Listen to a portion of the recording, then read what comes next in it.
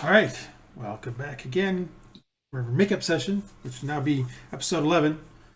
We'll figure out a name for it once we finally finish it. Last time, you guys did a couple things. Well, let's kind of give an overview summary. So, for the last this whole world started with three adventurers coming together to work with Caster Fizzbolt to explore some ruins in the nearby mountains to find some new technology that the ancient dwarves, or new to you, but ancient as far as he's concerned, that the dwarves from yore had made. After searching through a couple of different ruins, they did find some of this technology, and and since have picked up a couple of new members over the course of the last couple of days of game time. Feeling those guys out a little bit and getting a mission or a request from an old contact, Andal took the group up to a iron mine where it was run by the Silver Ore Consortium, where his brother worked. And the last time you guys explored said mine, were able to crack yourselves into the mine proper around the collapse of the main entrance. And searching through there, discovered that something had killed all the miners and dissolved portions of them. Heading down to the second level, you eventually came upon some strange, bizarre creature that was all tentacles and eyes and mouths, and fought that for a bit before taking it out. And then, just as you guys were about to start checking the three dead bodies that were lying around there, one of them came to life and kicked at Andal. And so we're going to pick ourselves right back up where we are, where that fight is at. So we're still in this fight. If you notice, we'll start at the top of round 3 as we get going here. Cool. Actually, we'll stop at the top of round 4 because Andal went to talk to this guy, and then he kicked out. So his turn right here will be kicking at Andal. So let me do that real quick. Have him do an attack roll. It'll just be strength to hit. All right, Andal. So you're able to dive out of the way as this guy comes to life. He looks a bit like this. I'll give you guys a picture real quick. And where is he? He's under one of my little lists here. Where did I put him? Oh, here he is. Artwork. Show players. So he looks a lot like that. Although he does have a scar down the left side of his face that I just can't do inside of Hero Forge. But so he kind of kicks out and then pops to his feet. And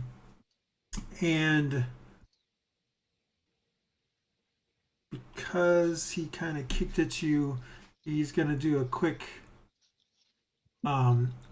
he uses an ability to cast the following.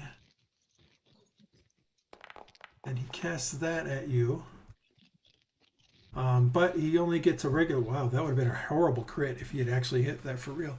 So, Andal, what's your armor class? Not that high.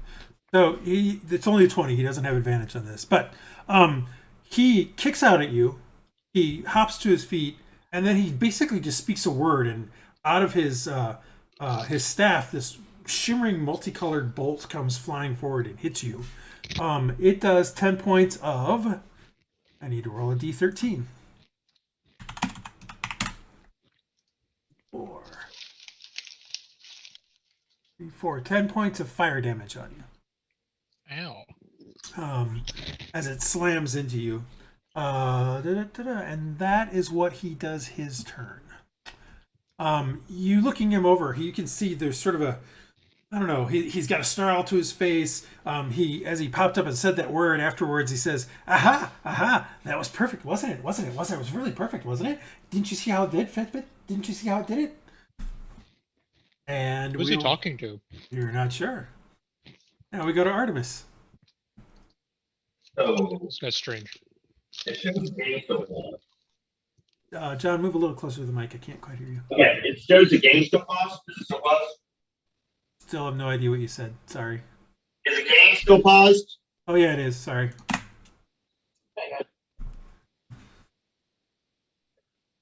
Can I go to there? Sure. And I'm going to hit it with my club. I'm doing non-lethal. Okay. Well, I got to have some other question, maybe. So, I forgot to actually. So, roll a hit. Well, I believe so. Yes, it does. Okay, so it's a D8. So 7 points plus I think it's 2. 9 points. Don't I get my spell? Let's look up Shillelagh real quick. I think I get my spell damage to that as well.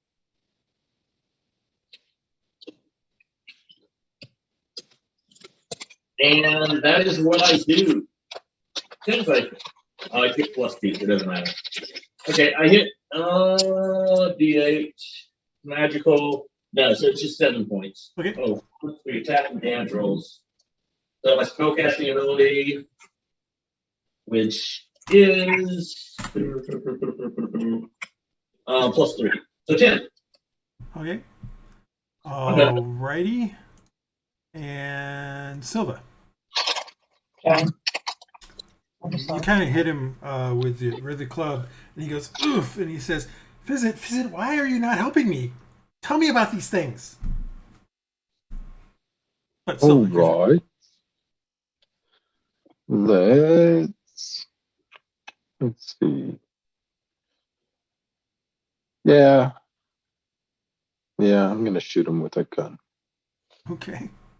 You are shooting into melee, so you believe you have Am I? disadvantage. Yeah, there's 2 people on him. Oh, I thought I was only disadvantaged if I was in melee.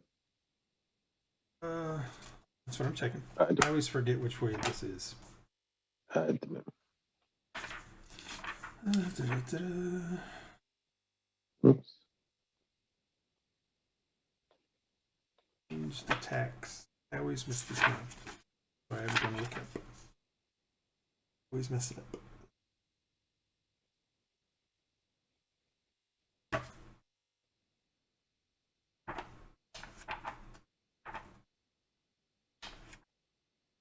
All right, here. Ranged attacks. Range. All right, nope, it is only when they're next to you. So go for it. Okie dokie.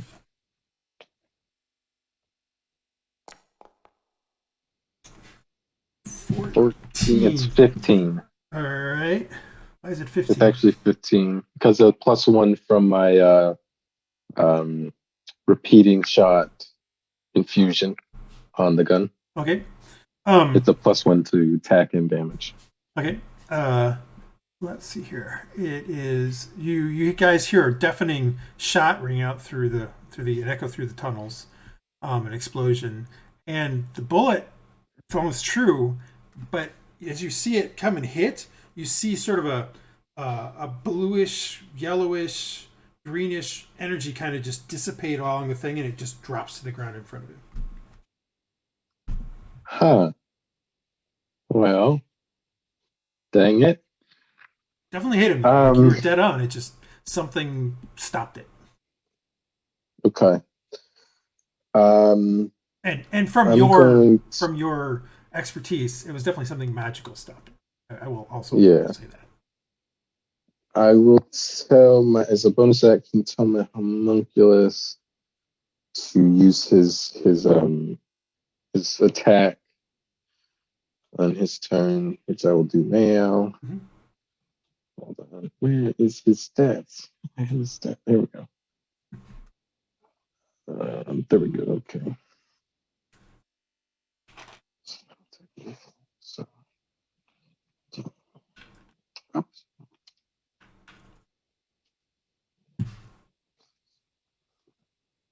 Oh, Well, that hits. 17 to hit. Mhm. Okay. And it is a D4 plus proficiency.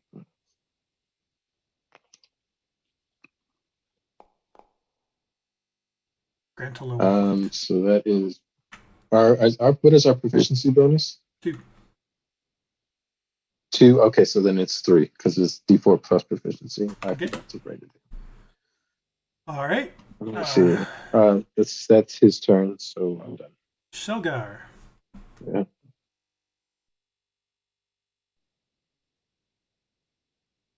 Sealgair. Oh, she's moving forward. Never mind. No, I had it muted, of course. No, that's All right. fine. But you started moving, so at least I knew you were doing stuff, which is all I really cared about. Yeah, I'm just trying to adjust my screen so I can see. So the guy is right here. FYI. So, Okay, I see him now. Yep. He's the only one of the guys who doesn't have a name tag or a health bar. Red box, okie dokie. So I'll go ahead and target red box dude. I need to use my bow.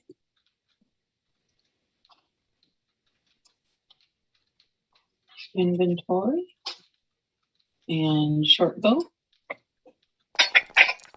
And actually, there.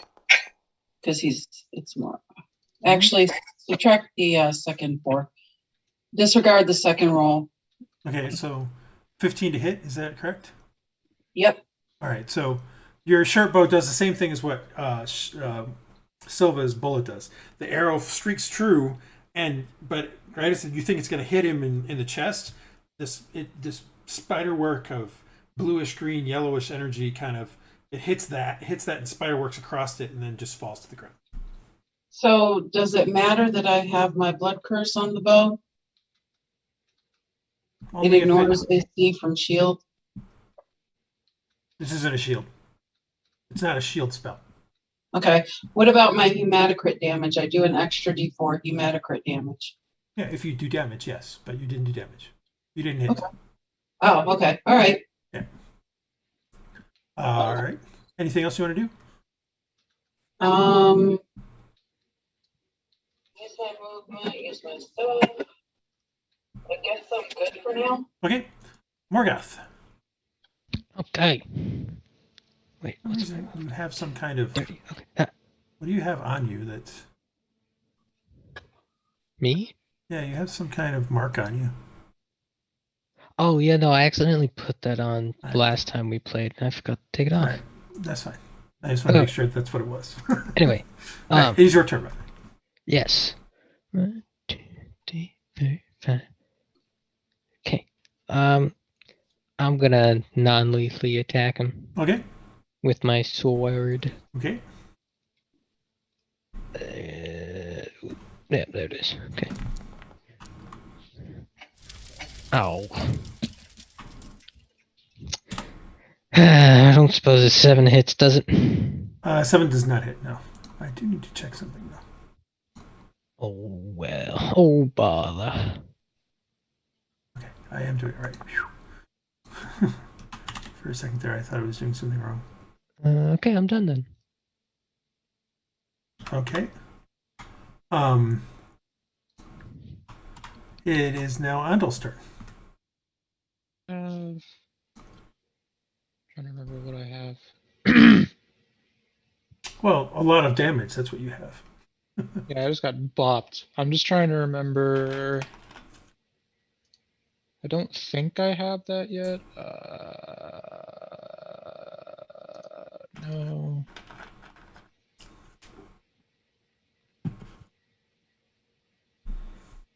Okay, yes, I can already disengage as a bonus action. All right. Yes. I was trying to remember if I had that yet or not. Then yes, I'm gonna do a I'm gonna do a non-lethal attack Okay, you have +2 because he's flanked. with my short sword, and I'm gonna miss Even with a +2, you horrifically. don't hit. Yeah, He no. dodges to the side and cackles. All right, then I'm gonna you use. Missed, you missed. I'm gonna use my bonus action disengage and Okay. then move over here. Okay, sounds good. I don't want him to hit me because All that right. hurt. That hurt a lot. Okay. All right, it is now his turn. He is gonna do. I don't know why it does this. This many. This many. And I do have to check something because I don't remember points. So he used 2 points already. 2 left. Okay.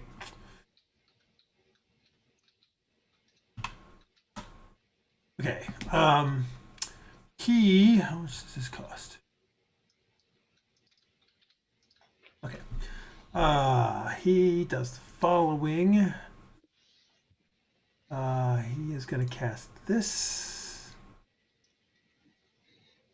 And he giggles a little bit and says, "Visit, let us fly." And he misty steps to here.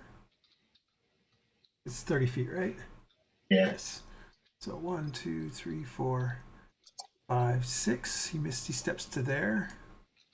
And then he, let's see, that is a bonus action. He then does another one of these. This time he does it on Shelly. Sealgair, where's your armor class? My armor class, I think, is pretty low. It's oh, you missed. Unless that's advantage. That's not advantage, is it? It is not. Okay, you missed. Trying to check something now. Nanny, nanny, boo, boo.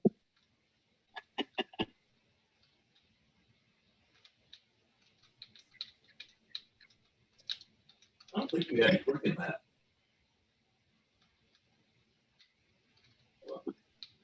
Oh, I did do something wrong last turn, but that's all right. Technically, Andal, you should have taken more damage last turn. I'm not going to make you do the more damage, but I am going to do the effect. So when he hits you with that magic, that bolt of shimmering light, and he started cackling and talking to his friend Fizzit, you saw a small tear appear in the air around him, and you can sort of see through that tear into what looks to be like a hellscape, like a blasted land. And that thing stays there when he leaves, by the way. So right in here, right over here, there is sort of this small tear just in the middle of the air. And you guys, like Artemis, Morgoth, you can see through that tear into what looks to be superheated area. Very, very foggy, though. It's hard to see very far into it. That's the second thing. And the third thing is there's literally a burst of, like, you can feel the heat emanating from that thing. Anyway, so he misses Shelly, and he did the Misty Step. He now moves, which he's got to move 30. So 1, 2, 3, 4, 5, 6. He is clearly running for the exits. That is his turn. Artemis. So moving. Can I not read the diagonals in this? 5. It's all 5, so I'm not going to worry about that. Okay, so that's 4, 5, 6. Hopefully then. Did he get far enough away so I can't see him? No, you should be able to see him from there, I think. Looking on the wrong thing. Oh, actually, yeah, because it's your guys are in the mine. You don't have, unless you have dark vision 60 feet. I don't. Yeah, then yeah, he's just out of your sight. Okay, so I'm gonna keep moving. Okay. Actually, yeah, that won't work. I'm seeing if light, what light, if I have to touch. I think I have to touch for a light spell. Yeah, I think so. Yeah, I don't think you can. Yeah, you have to touch it. All right, so I'm just going to go ahead and move again. Okay.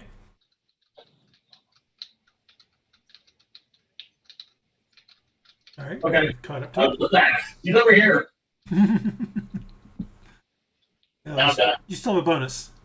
Yeah, I don't think I have anything to do really. Okay. No, just making sure that you knew. I appreciate it. Silva. So as he's running down the hall, he's like, ha ha ha, can't catch me, I'm gonna get away. Ha, ha. Physic, come on!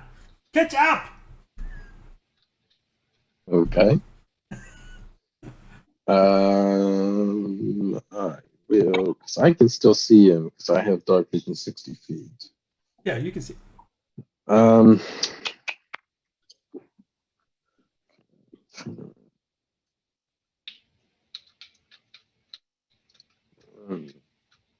Really noticing that I need to do something with the tokens to make them pop a little more on the background. I'll figure it out. I'm going to cast Firebolt. Okay.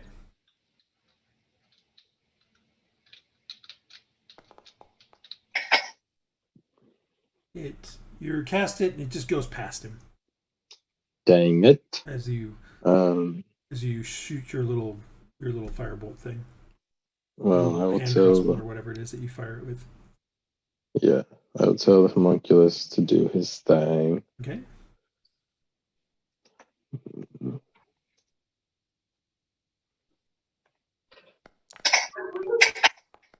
He also misses. Golly gee. All right. How far Well, can the homunculus move, by the way? It's got a 30 feet fly. Okay, so he can't reach him, actually. So that attack was like, because you reached him last round, and remember, last round he was here. Well, the force strike is a ranged attack. It's 30-foot range. Right, but how far can it move as well? It can move. It can fly 30 feet itself. And the range on the attack. So if he stayed even with me, because I only moved 5 feet. Right, but remember that's 30 bird, feet, right? Okay, all right, yeah, no, I guess you're right. The bird did the strike from there. Yeah. Well, the bird would have had to move. Because the bird had to be like where Shelley's at the minimum, to get to within 30 feet.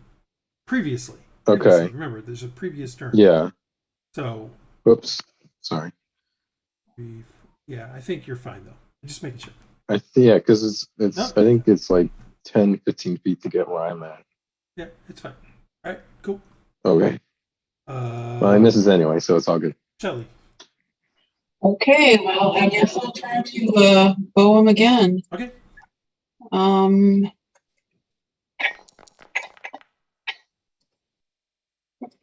That time you hit. Okay, then I will row the. What you do is you fire your bow at the guy, and the arrow kind of slows down as it goes through this kind of, like I said, this multicolored thing that kind of splinters away. But this time it goes through and penetrates and hits it.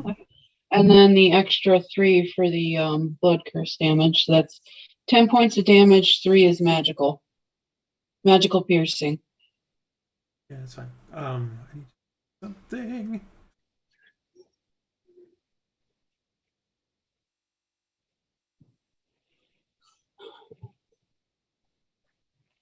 And if he's using any kind of shield, the blood curse ignores any shield AC. Okay. But did you blow? You didn't mark this guy. No, the mark was the curse that I can only use once per short rest or long rest. Yeah, I used it on the big black thing. The other thing. So yeah. You're still using the Crimson Right. Right. That lasts until short rest, long rest, or I like throw my bow away or whatever. Yep. No, I'm just making sure. I couldn't remember if it was every turn you had to lose damage or not. That's all I'm checking to make sure of. Yeah, I was looking too. I think it's only when you invoke it. Yeah, it does look like it's only when you invoke it. All right, cool. Just wanted to make sure we were playing that one correct. That's all good. All right. But you do 10 points to him, and the thing does pierce through into there and hits him in the back of the shoulder, and he kind of stumbles a little bit, and he's like, and you see him kind of turn back a little bit and wave his fingers like, no, that's very mean. Morgoth. Yeah, I'm closer. Maybe not. Okay. Yeah, okay, you're moving closer. Cool. All right. Morgoth. Okay. Stop. Why are you attacking us? 6. I'm doing a double move. Okay. 3, 4, 5, 6. All right. And then Mom. Then what next? I'm gonna what's it called? Action surge. Okay. And I'm gonna non-lethally smack him in the face, but actually hit this time. Okay. So with my long sword. Don't you No, that thank you. hits. Oh, come on. But it only does 4 points of damage for some reason. Yeah. You did hit him though. That did happen. Okay, I'm done. All right. Andal. I need to move closer because I can't see him anymore. 1, 2, 3, 4, 5, 6. All right, I can see him now. Mm-hmm.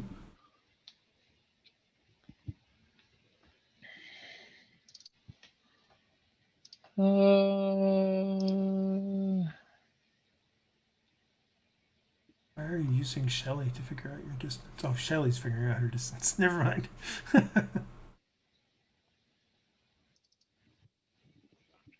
So I can use the thing to take a dash action. So does that mean I could get closer? Yeah, you can do a bonus action to dash. Yes, that is a true Is that just like double moving, or is it like half? Yes, it is like double moving.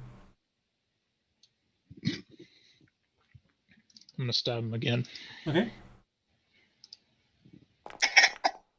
I just You go to just stab him with your suck. short sword, and he just moves to the side. This guy is just really weird on how he moves. It's just he's very. Oh yeah, that's strangely definitely the problem. crazy. You're right.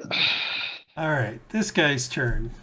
He turns to you guys and says, "You guys are just visit. I thought you were supposed to help me. Visit. Oh, I know what we're gonna do. I know what we're gonna do.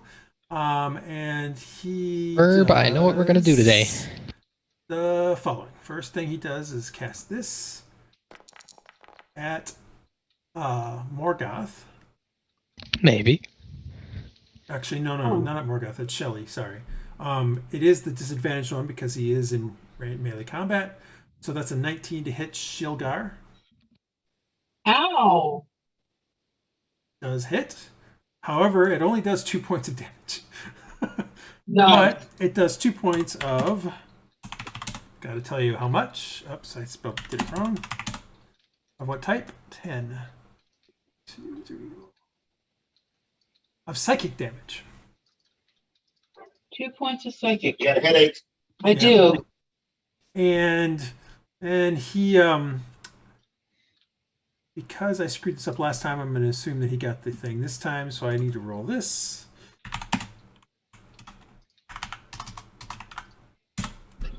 Okay, so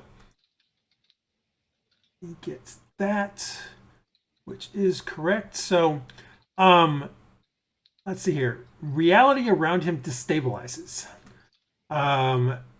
His magic breaks and chaos erupts.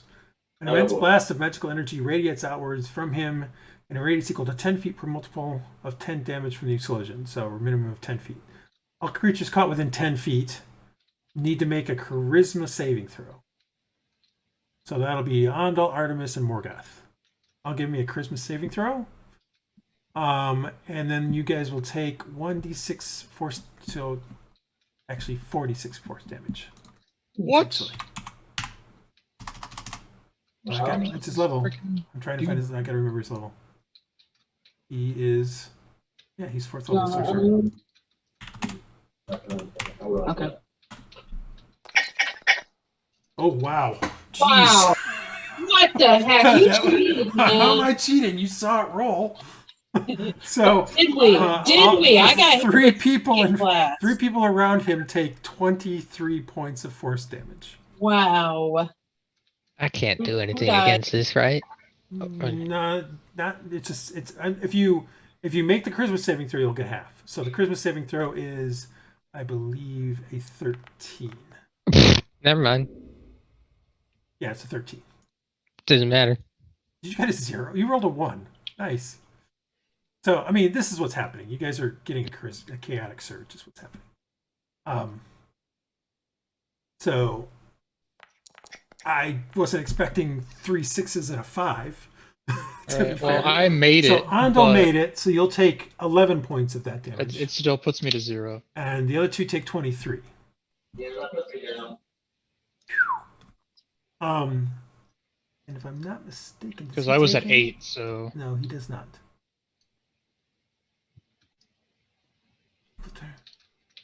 Oh, hold on. This dude just messed us Hold up. on. Sealgair, you also need to make a saving throw. I'm now understanding how this reads. So you first 10 took 23, or the first 3, within the first 10 feet. The next 10 feet take 13, unless they make the saving throw. This thing's nasty. He doesn't have a disad or anything? Say again?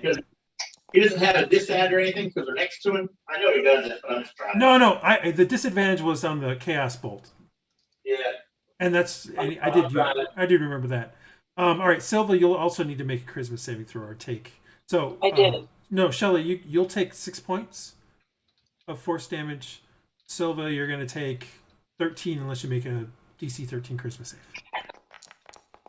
which you do not. So you'll take 13 points of force damage. Nice. And that is all of his. That is not actually all of his turn. He then, because that was a bonus action for the chaos thing, the chaos surge is part of that, so he still has an action. Well, I thought he attacked me. Pardon? He attacked me. He attacked you? You attacked me Yes, and hit. with a bonus action spell. The surge was like a chaos thing. Yeah, that was a chaos surge because of. So when you hit me for the 2 points, that was a bonus action? Yes, because he has quickened spells. And then the next one after that, what was that? That was because, like I said, I screwed it up the previous turn when he did a rift. So that's his rift going off, is what it is. Okay. But is the rift not from behind him? No, it's not. It's basically because he's making rifts, that's causing more and more chaos around him. So his magic gets more and more unstable. Okay, So but it didn't come from the rift itself. It came from him. Okay. Yeah. And then he is going to use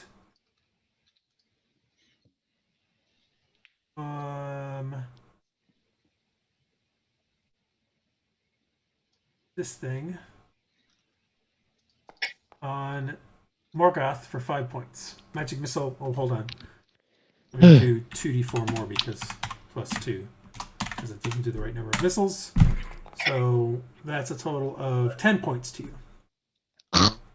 So you guys, Unstable. you guys in the back there, Silva and Shelly, you just saw him just speak some words and say some things.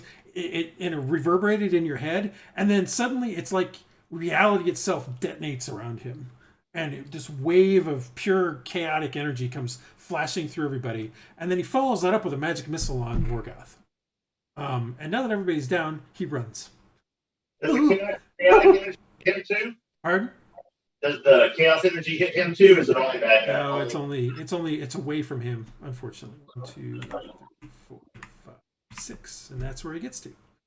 All right. This is what makes him a CR2 creature. Otherwise, you would have been done with him a long time ago.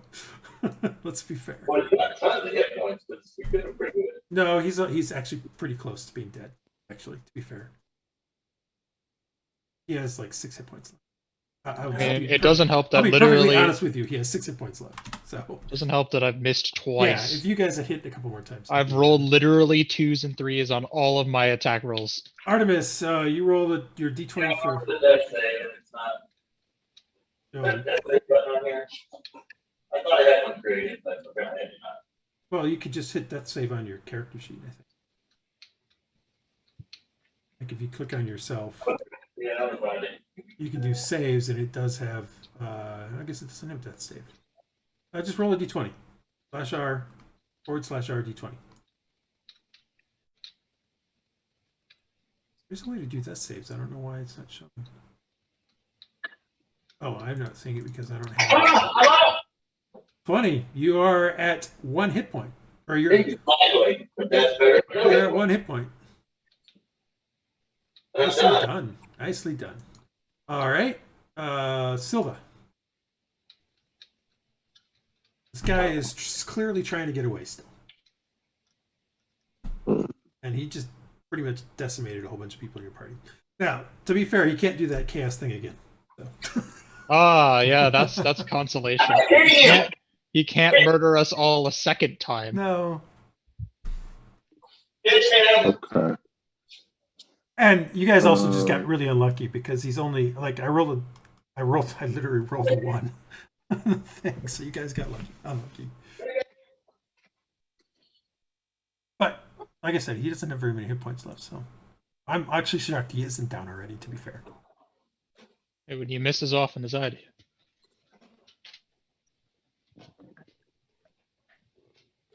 Okay. He does get up to there and he stops and turns around and starts saying, Visit, please come, hurry. We need to get back to the mistress. We need to get back to her. We need to tell her what's going on. All right. I'm casting Cure Wounds on Andal. Okay. Oh, I guess we are working visit. God dang it. Artemis, you put in the wrong thing. You put 1, you changed your maximum hit points to 1. So Andal gets 4 points. Yep. And the homunculus is, I'm going to tell you force attack. It's going to move. Okay. 5, 10, 15, 20, 25, Okay. 30 or That's so. fine. So he's in range. I really need to get a thing for that. We'll get it fixed for next time. I need one for the Raven and the other I know. Just remind me. All right, do your force attack or your homunculus attack. 13 unfortunately misses. Dang it. Come on, guys. Shelly. Oh, wait. Yeah, Shelly, because you did the homunculus. You're up. The guy literally moved 30 feet and then stopped again for some inexplicable reason. Where am I? Oh, okay. You need the air buttons. 1, 2, 3, 4, 5. And Take him down. I'm going to try my bestest. I hope it's enough. We've all been not so great. Yeah, I guess I haven't been getting the best rolls today, but that might be enough. That definitely hits. And it is enough. Your arrow, again, kind of goes through what looks like that. Like it's almost like there's some kind of weird field around him that it kind of pushes through, and you can see it spider, and then it comes through and hits him. And he's standing there talking to himself again, or at least whoever Fizz it is. And then you hit him right in the chest, and he kind of looks at it, and his eyes go wide, and he's like, "Is it?" And then he falls to the ground. Are we working for visit? No. Okay. You've never heard the term. You're working for a guy named Fizzbolt. Caster Fizzbolt. Because it's the fastest thing I could come up with on the fly, so for whatever reason. All right, so he has gone down. It is the end of this combat. What do you guys want to do? Yummy. Down. Anybody down? Morgoth is unconscious, Yummy. but he's stable. I'll do a. I have the healing. Let me check something. Yeah, no problem. I have a healing pack. I don't think I have healing as a skill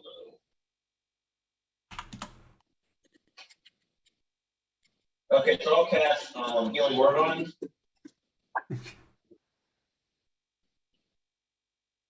Oh, sorry, I'll cast cure wounds. If anybody else has, I can use myself. Okay.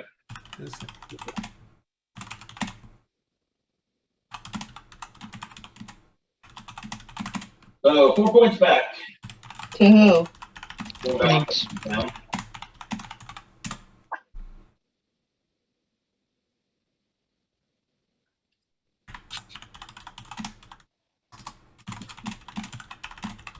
And he should be unconscious, probably taking some non-lethal damage, right? Hold on. Yes. You're fine, but hold on a second. Before everybody moves up there, give him 1 second. Sure. Kat, did you want to try to do that? Yeah. All right, give me a stealth roll. Do a private one. It's fine. GM private so that nobody else can see it. Um, And you notice what I said last, right? yes. Okay. So how do I make it private? Just roll it? If you on your thing down there, there's the thing that's called private GM role. Yeah, I got it set to private GM roll. Yeah, If I just yep. If you roll roll off my sheet. yep. Okay. If you roll your stealth off that with that or that thing, then I will see what it is. Okay. Let me check. Yeah, nobody has a passive perception that high, so you do it. All right. And I get another roll off of that. Yep. Do your next roll off of that. Um. Okay, you guys come up. You guys do your little healing bits and all that sort of stuff, and then you guys come up to her, and she's leaning over the guy. All right, you do that. That's what you get. She's leaning over the guy, and she kind of sits up as you guys come up, and she says, "He's dead." What? Yeah, that's what she says. What happened here? Okay, search the body. That's what I was doing. I was searching the body. That is what you were doing as well. You could have been doing that as well. He has he has that staff that he had in his hand. He also has a dagger at a belt, and he has two powder horns. One which is full of black powder. The other one has none in it. Can I do an insight to see if I suspect something else happened there?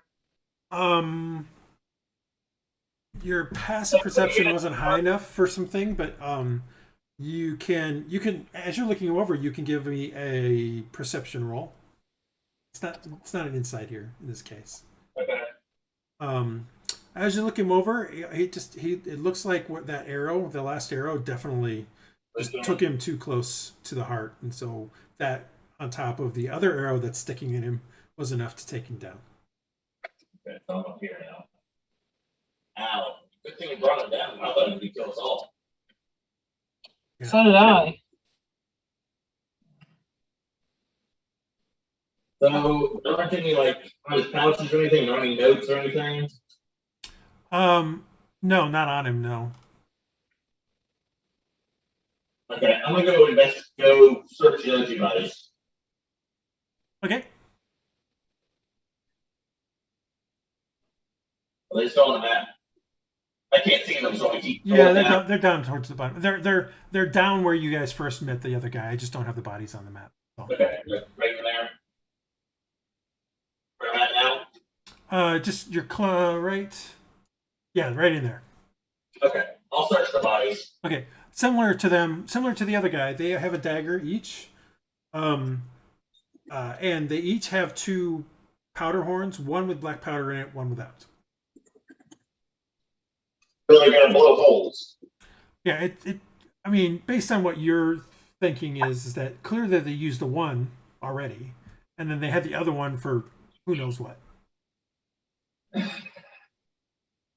Well, I like to explore down here, but I certainly don't feel like it, so Not anymore, you don't. I don't know if we can go back up and get some rest in. So I'll take the daggers, anything valuable we can sell. Anybody want to get a staff? I'll get a staff. It's not a wizard staff, just a regular staff. I don't know. You'd have to try to take a look at it. Okay. If no one else is taking it, I'll pick it up and look at it. While you're doing that, you came back and picked it up and that sort of stuff, you watch the body shrivel in on itself and turn to dust. Whoa, look at that. This guy had to be dealing with demons or something. Yeah, are we gonna take like a short rest or anything? Actually, the other thing I forgot is when you went down to check out those other bodies, Artemis, that rift is still there. Oh, I'm avoiding it as much as I can. I want to. Yeah, I mean, it's like maybe the size of something you could put your hand through, so it's not like it's something you can walk through it, but it is still there. All right. So yeah, I need to do at least a short rest, but I don't want to do it down here. Let's at least go to the next level up and do it there. At least that's what I'm going to do. If you guys want to continue on, I'll come back and find you. I think we could all use the rest.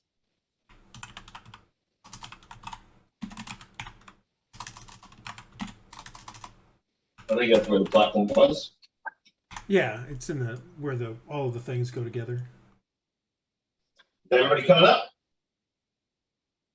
Ooh, I'm in You the car. You don't I have get to. to ride? Like you guys walk back up to the elevator, and you bang on the thing, which is what they told you to do when you want to come back up, and the elevator starts rising back up. Were the other bodies there, Peter? What other bodies where? The other two thug bodies. They didn't show one on themselves. They did not. They did not. Let's bring these bodies up and see if anybody can identify them. Sure. I'll grab one. If somebody else wants to grab another.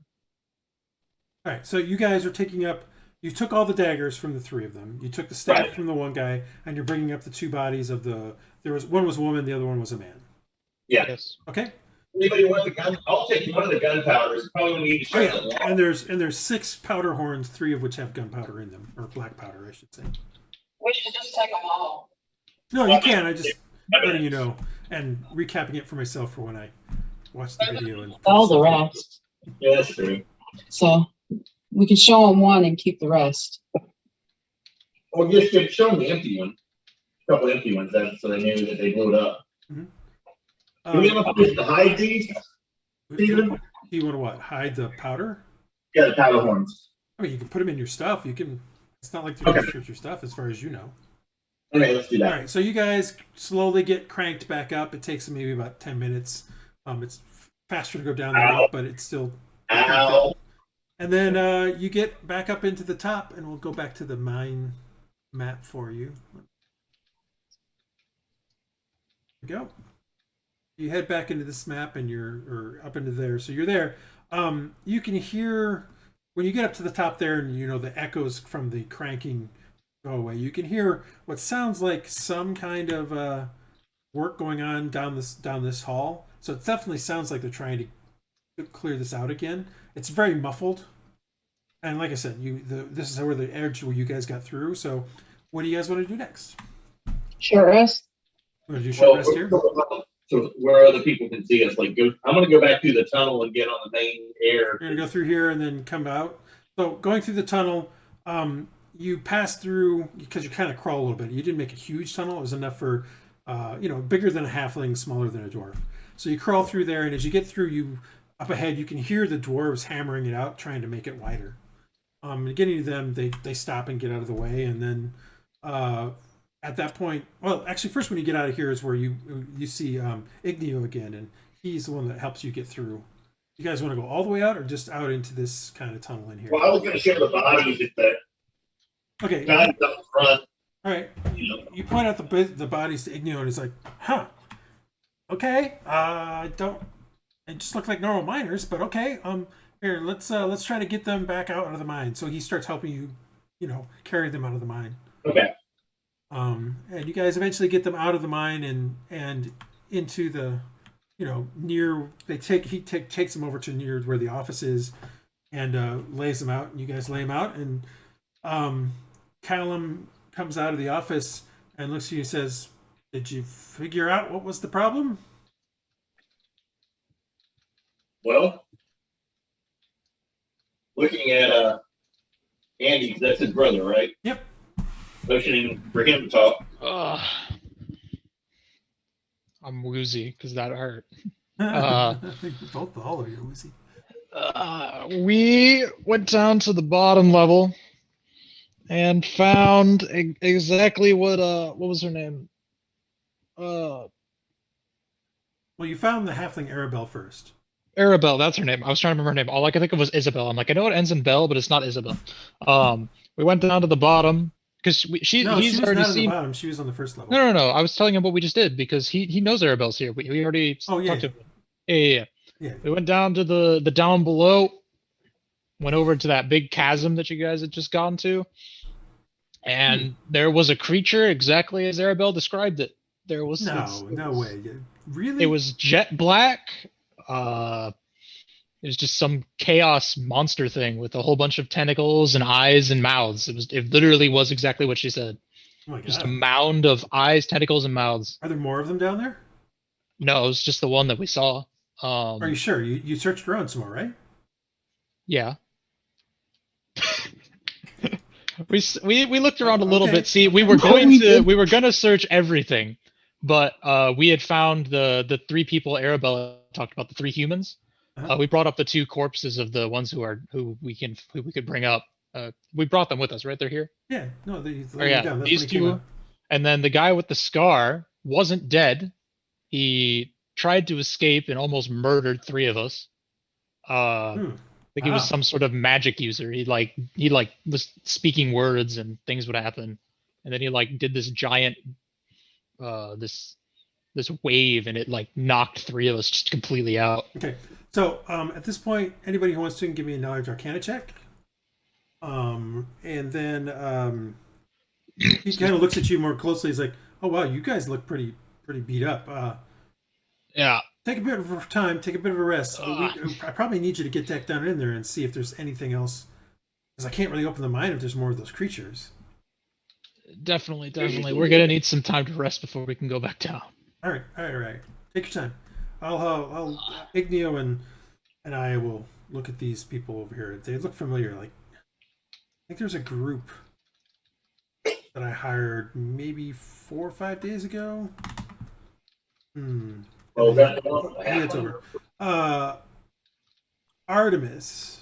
Yes. Since you're the only one that did the Arcana check. I mean, anybody can, but since you did, I don't have Arcana. I didn't think I could do it. I will do it. Hold on. Well, it's really Silva, Artemis, and Shelley probably. Yeah, they're the ones with the knowledge. I just got beat up. Rolled like crap anyway. So. Although Shelley doesn't really need the Arcana check, she would probably already know what this is. Artemis, you think that this is what you've heard tell of? This was probably a sorcerer of some sort. And that he just was his source of magic or whatever he was tapping into was very strange and not anything like you've ever heard of. Very heretical. if you're a member of the church. These powers drove him mad. That's why we don't have sorcerers. When he quit that judge. Yes, it was also very clear that he was certainly not in his right mind. Well, that was probably the person who's asking for is probably his deity or his power source. But I don't know if I know that much about sorcerers. Yeah, no. I mean, but he clearly was a sorcerer or a warlock of some sort, something like that. Something that the church would definitely have wanted to have destroyed. Well, considering he disintegrated, I think we did that. Okay. You guys go find a spot and take a short rest. Do your short rest.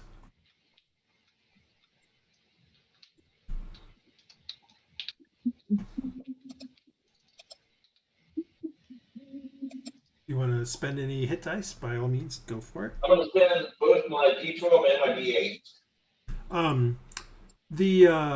While you guys are doing the short rest, are you joking? Callum brings over some water. Igneo brings over a little bit of something, some power rations of some sort, and sits down with you and just takes a rest with you. He's like, "Did you really see a strange black tentacle monster, like she said?" Do you have to? You're taking the short rest, but you take it out? Yeah, it sounds crazy, but it really was exactly what you said it looked like. That's weird. Yeah, that's really weird. Huh. Well, when you have some moment, I found something odd on one of the bodies of the. Oh yeah, Shelley, you don't need to do private rolls after that now. But I found something odd on the woman. So when you have a moment, come on by and I'll have you take a look. Okay, so is it? It should be a D8. I thought it was D10.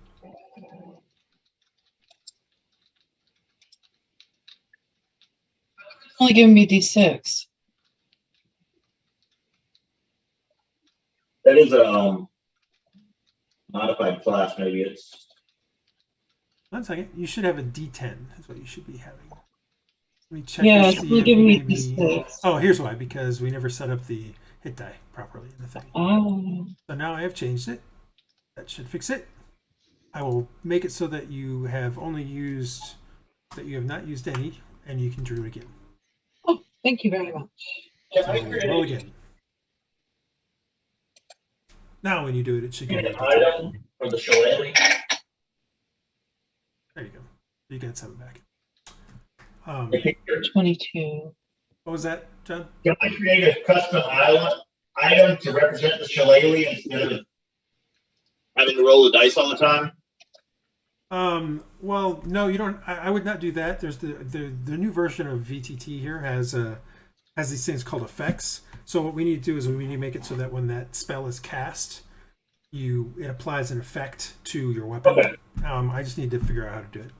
Yeah, it doesn't have to be done now. I was just thinking. Yep. No, it's totally legit question. That's the whole point of these effect things. Like that's what I was talking about before at one point in the other game, where like if you cast Bless on somebody, then the effect of Bless gets added to them, and it reminds you every time your turn starts that you have it, and things like that. So I just need to get that stuff set up. All right. So you guys get your short rest, and then what do you want to do after that? You guys want to head back down, or I can always. I want to go to see whatever the guy was talking about. Okay. Yeah. Ignio's like, okay, let's go take a look, and he goes over and shows you the 2 bodies. Now they look like they're wearing typical mining garb. There's nothing really special about them in any way. The woman is diary of some sort. That's pretty clear. The man looks like he's maybe mixed race, and but what he brings up is he kind of opens up her shirt a little bit, and you can see on a chain there's a strange symbol, like a symbol on a chain, not a chain, but a leather thong of some sort that she's wearing around her neck. He's like, what do you make of that? I have no idea what that is. And it's just a weird, it's like it's a thing made out of silver, and it's just a triangle inside of a circle. Have we seen that before? You've never seen that before, no? Have I seen that before? I don't know. How do you want to try to determine if you've seen it before?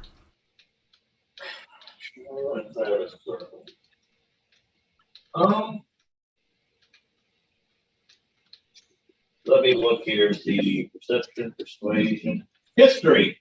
I'm gonna roll a history roll. Okay, give me a history roll. That's fine.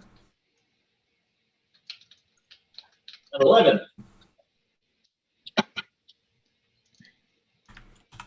You don't recognize it. I mean, you think maybe it's something, but yeah, you don't recognize it. Anyone else? What are we rolling? Perception? No, it's going to be like a knowledge thing. So history. I can try history. I tried history. You can try history. Arcana, religion, all of these things are probably legit. All right, I'm gonna do Arcana. I did a history roll. Yeah. Again, nothing you've ever seen or heard of. Silva, when you're looking at it, you know that usually the circle with a triangle or a triangle inside of a circle is usually represents like evocation magic in some circles, but the way it is, the triangle is upside down instead of regular triangle. It's the first thing. The second thing is, as you're kind of looking at it a little bit more closely, you can see that there's some kind of strange runic work that kind of wraps around the whole symbol as it's doing stuff. So there's something bizarre about it. So maybe it's evocation magic, but that seems odd. Shelly, you don't have anything to add to that. Okay. Although, give me a religion check. Religion, Joseph, and With that, you vaguely remember in some of the classes, some of the indoctrination that you remember, that very reminiscent of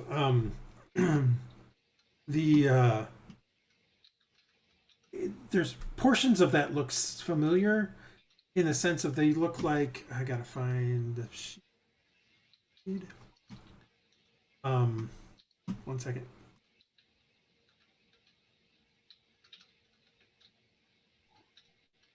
I gotta bring up something real quick.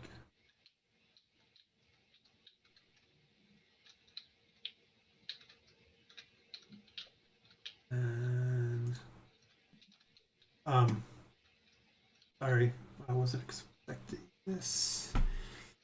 Let's see here. Seer.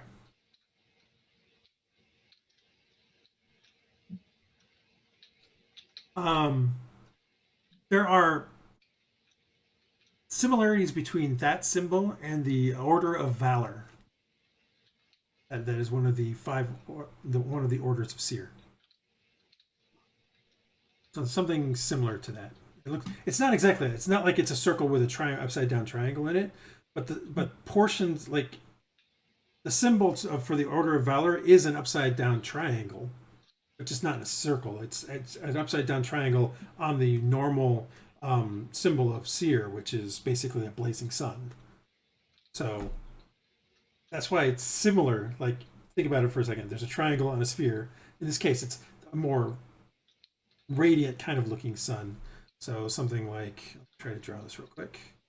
Something like the Seer symbol is like this with, kind of, oops, that was what I wanted to do. Kind of lines like this going off of it, kind of thing. Okay. So this is. Space. You gotta move it if you want to see it. Pardon? Oh, sorry. I was telling John if he wants to see it, he's got to move it. So that is typically what it is for the Seerly. That's like the symbol of Seer itself. But for Valor, they add a triangle like this inside of it. This is the triangle. Oh, there you go. So that's what. Yeah, I had to finish the triangle before it would show. So that's what the symbol of Valor, the Order of Valor, looks like. But this thing just doesn't have the radiant. It's just a circle with an upside down triangle. Huh. So I'll let them know what I know. Share my information. Okay.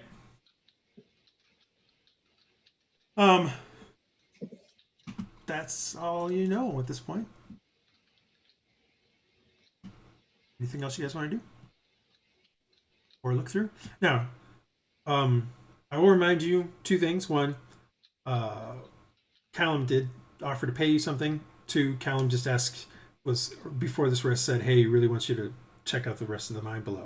So, but what do you guys want to do? Just because he wants you to do that doesn't mean you have to. Well, I don't mind going back in. I wouldn't mind a long rest, but I think we're okay right now. Yeah, I wouldn't mind going back in. Yeah. I may do some running though, because I only got like 15 hit points. Okay. So you're gonna go in now? Or you're gonna camp out and take a long rest? What do you want to do? Let's take a long rest. We'll tell them we're going in the morning because we got pretty beat up. And now would be a good time to talk about our fee, bro. Andrew. Yes. Or You is could someone else handle that? I mean, can you stand up to your brother? Is it a? It's not really picking up. It's service is rendered. Right. But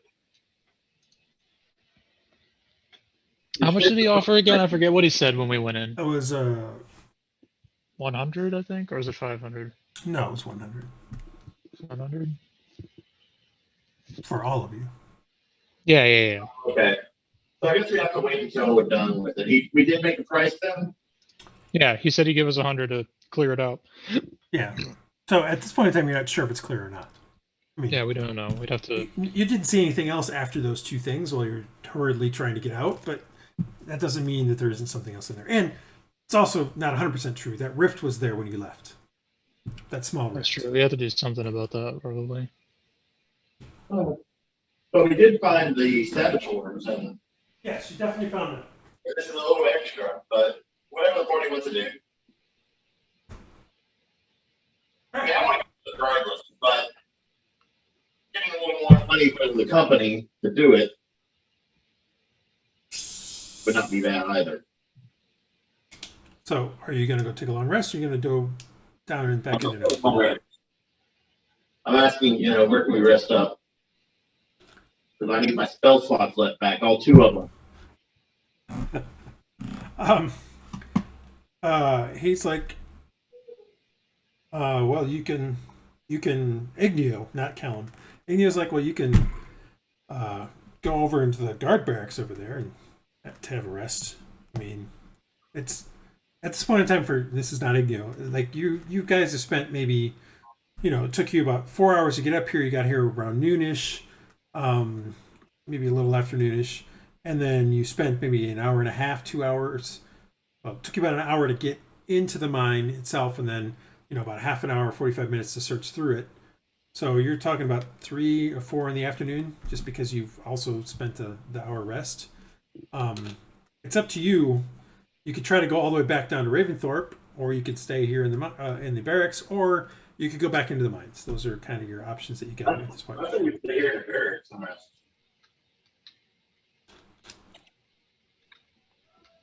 I think we should take the long rest just to make sure, just in case. Should we tell them about the? Don't take a long rest until I tell you can. Okay. Should we tell them maybe about something happens in the night and you don't have a long rest? Okay. Maybe we should tell them about the rift that's down there, so no one goes into the rift that's over here. So we have the Again, you're the spokesperson, bud. All right, I'm gonna tell Callum that we're gonna take a long rest and go through the bottom in the morning, just so we're prepared, just in case there is more of those things down there. And then to have no one go down to that lower level and keep the elevator up. Oh, he's like, it sounded like it didn't. I mean, based on what Arabelle was saying, it didn't matter that the elevator was up. They can come up anyway.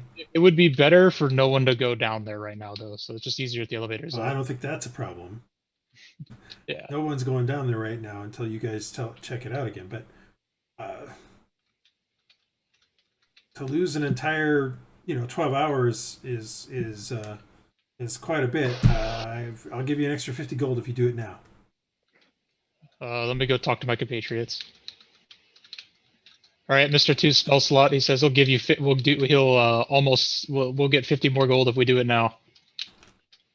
Not gonna help us a lot if we die.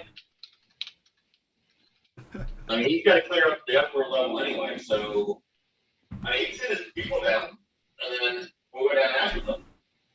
But I don't think we should go down right now. I mean, he's not going to send his people down until we check it out. Yeah, he doesn't want to send anybody down there until we're done going through it. I mean, he can hire someone from town, get them to come out here, and all that stuff, but I'm not gonna risk my life just for 50 gold, extra gold. All right, I'll go back over to Callum and let him know that we. I think that's a problem. Whatever, but. All right. He says. He says. I see. Well, in that case, you might as well just leave now. Why are you going for us, John? That's 50 extra gold, man. And he's literally, he says, if that's the way it's going to be, then you might as well leave now. I'm not giving you anything. I've got no problem going in. He's talking to Andal, not you guys. I know. I'm Andal saying needs to decide what he's I'm saying to the group. And this is your typical brother kind of thing. It's like he's always gotten his way. That's what I'm saying. I mean, well, anyway. Yeah, no. I mean, John, you. No, it's a role playing thing. It's a role playing. I don't want anybody to think that they can't do what they want to do. I'm literally telling Andal this is your typical brother thing. I know. Feels like he always has to have his way.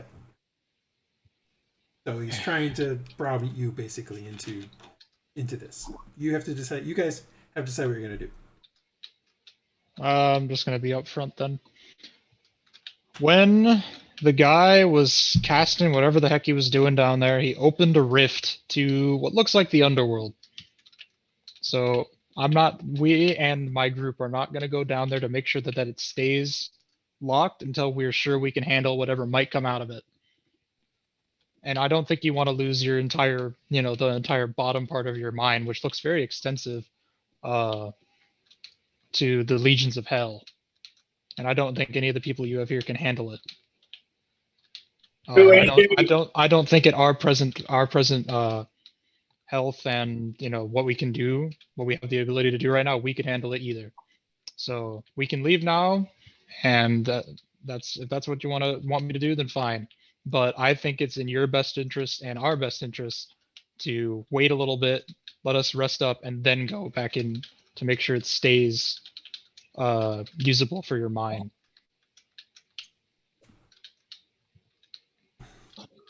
He looks at you for a bit. He says, I see.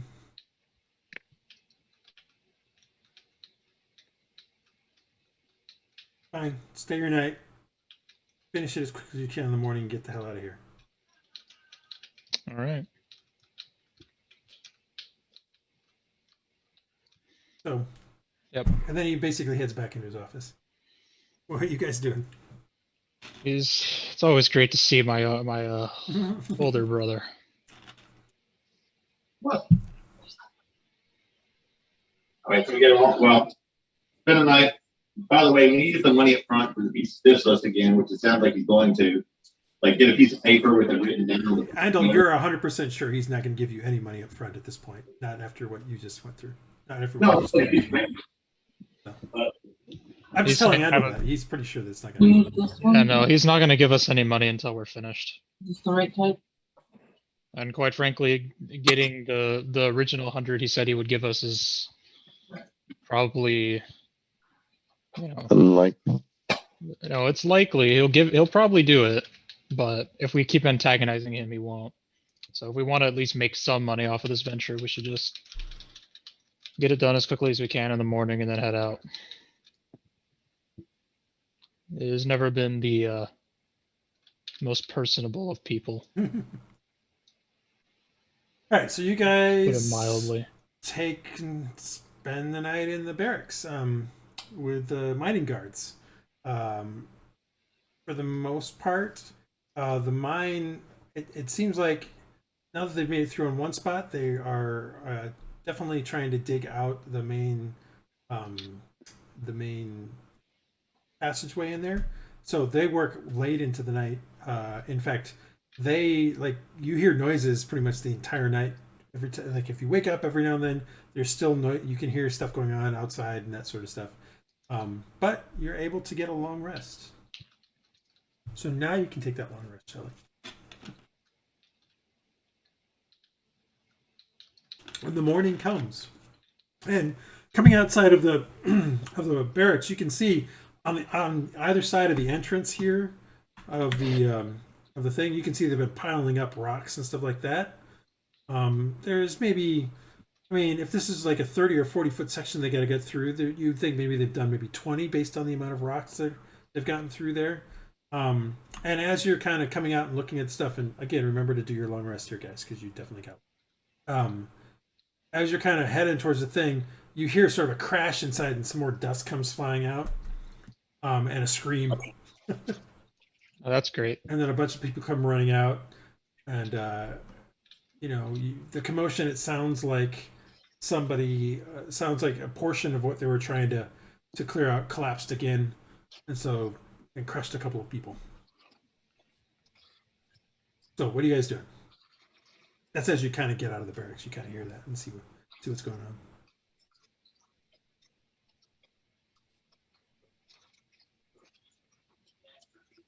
No, we're not. I needed it. What do we want to do? Well, let's go do what we said we will do. Go back down and make sure that there's nothing else down there. Again, don't forget to do your long rest. Yes. I do that. Long rest. Don't forget to do your long rest.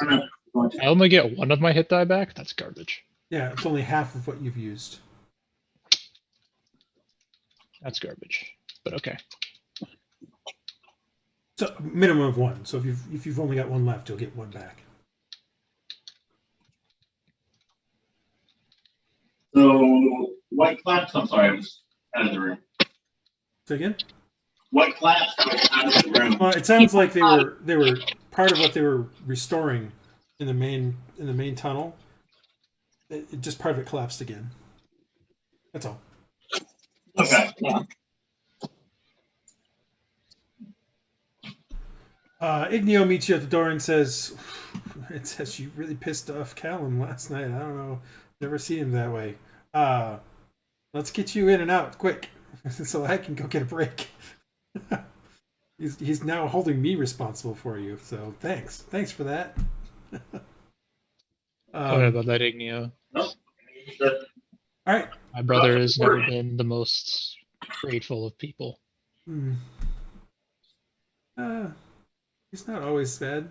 He's not here always that often though. So just you're seeing him at a bad time. This is pretty stressful, man. It's fine. Yep. He's supposed to be producing a lot of ore as he's walking you over towards the thing. This is what he's telling you. And you know it's been basically out of commission now for what 5 days. So. Well, yeah, this will be day. Yeah, there's still plenty of ore left in it, though, right? Like, obviously there must be. Otherwise, he wouldn't be trying to get it back open like this. You don't.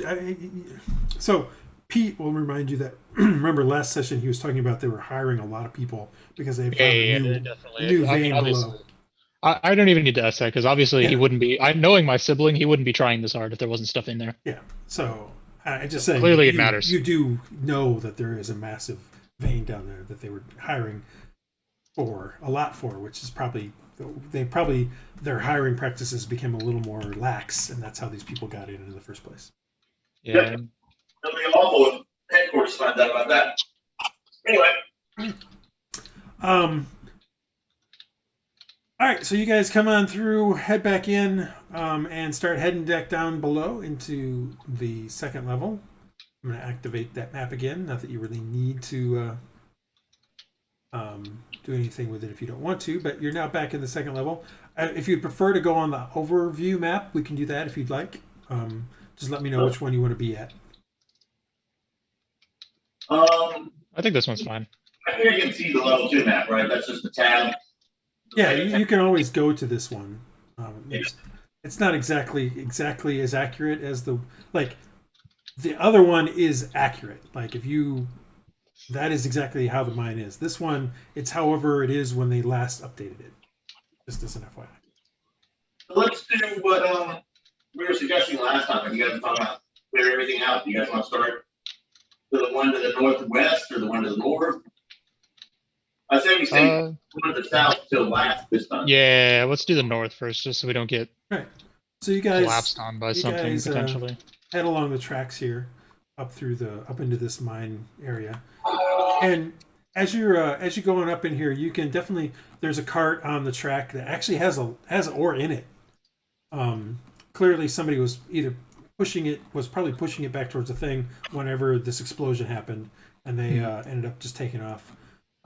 Getting up into this area, you can see that it's a lot of just a whole bunch of tunnels going off on various veins. There's about 1, 2, 3, 4. About half the tunnels have equipment just dropped wherever it is, so they're clearly in active use. But you don't see anything untowards up here. You don't even see any indication that the creature was even up here of any sort. But they didn't drop the tools around here? Or there aren't any Well, remember there was an explosion and the mine collapsed. Oh, it was an explosion, so they would have run from that. Yeah, so they probably all took off towards the elevator. And they just left the. I'm gonna roll perception just in case anything. There's probably nothing there, but I'll roll it anyway. You don't have to. Like I said, you're taking your time, so that's why I'm giving you the information. Okay, cool. That's what I'm saying. There's no. You're taking your time. There is no indication that creature came up here. The same things you saw before. You're not seeing here. And it's like it just looks like a bunch of people were working here. Dropped their stuff when the explosion happened and ran off towards the elevator. That's what. Okay. Let's go back to the center and go to the one on the northwest. Okay. I have a cast on my 12, by the way. Say again? And I'm using Mage Armor. Okay. You apply your salve, your ointment to your stuff, and it siphons back up. Also, don't forget to put it in the thing. Do it right now. Yep. And then after that, give me an Arcana check. Why in the world? That's weird. My spells didn't reset. Okay. My actual spell slots when I hit the long rest didn't reset. Oh well, just cast one and then give me an Arcana check. Okay. That's and I don't actually have Arcana, by the way. I've got a good roll with it, but it doesn't. I mean, you know magic, so you can. Well, I just want to make sure you knew. Yeah.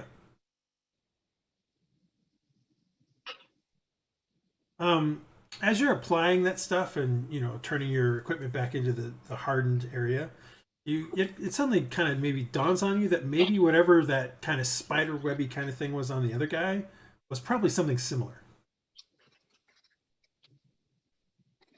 Remember when stuff was coming in and kind of hitting him, even the swords and stuff like that. It was like you'd see spider webby kind of colored lights as it hit him, and sometimes it would make it through and sometimes it wouldn't. Do you think maybe it was something similar to your mage? It definitely wasn't shield. I mean, I want to make it very clear it was not shield. So I think it was probably mage armor. Yeah, that's what I'm saying. You played mage armor. And in my stuff. So I don't know the other stuff. Okay. All right, so you guys then come back, and so it takes you a better part of I don't know, maybe half an hour to do this northern one. You come back down here and start heading towards the western side. Getting into there, you can see that the map is incorrect. They've started to actually do some more stuff along this side. So there's actually some more veins coming out here where they've been digging. And it also looks like they're expanding the tracks here. You can see ties and stuff for where they're trying to expand the rail line further into this area. Again, similar kind of look. Tools just kind of dropped. Definitely active mining going on in here, based on what you can see. No real evidence that there was the creature was up here at all, or I mean, there's just regular evidence that there was miners up here.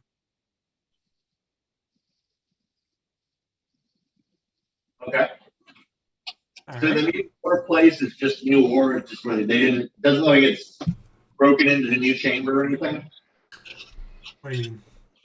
Like when they're mining the ore, it didn't break into another chamber. Not here. I mean, like I said, the only difference here is that there's now some spikes, similar to this, down this way. And it looks like they're expanding this track down. That's what it looks like. Oh, I didn't get a sample of the ore. Is there a way to do that? Is there rocks or something left over? Or? I mean, yeah, like I said, there's been at least a couple carts where there's what looked to be ore in them. Side. It may be richer than the other or something. I'm sure. I mean, you can take some of it. Yeah. I don't think we're getting paid. But anyway. I was thinking the same thing. I will also remind you that the last time you went to a Silver Ore Consortium mine, you watched people get frisked before they left. Just reminding you. Well, never mind. I'm just reminding you. I'm not saying you can't take the stuff. You can definitely take it. I'll take it to the center then and see. I'll leave it there. I'll leave it to the center. And also remember, there was ore sitting around here. Like it had been dumped out. Like it just hadn't been loaded onto anything. So. I just may run some chest after we're done with this. Okay. So, it takes you a better part of an hour to search all through up in here, looking for any kind of thing. Coming down, where do you want to head next? All right, someone else call it. Let's go to another tunnel. Which one? Do we want to go back to that rifty thing? I mean, that's the only other tunnel we have left, right? Or do we have that left one on No, the... you haven't went here. You haven't looked at any of this stuff here. Where you saw the stuff before was here. I mean, we're doing the one that's directly south last, so it's to the east one. Okay.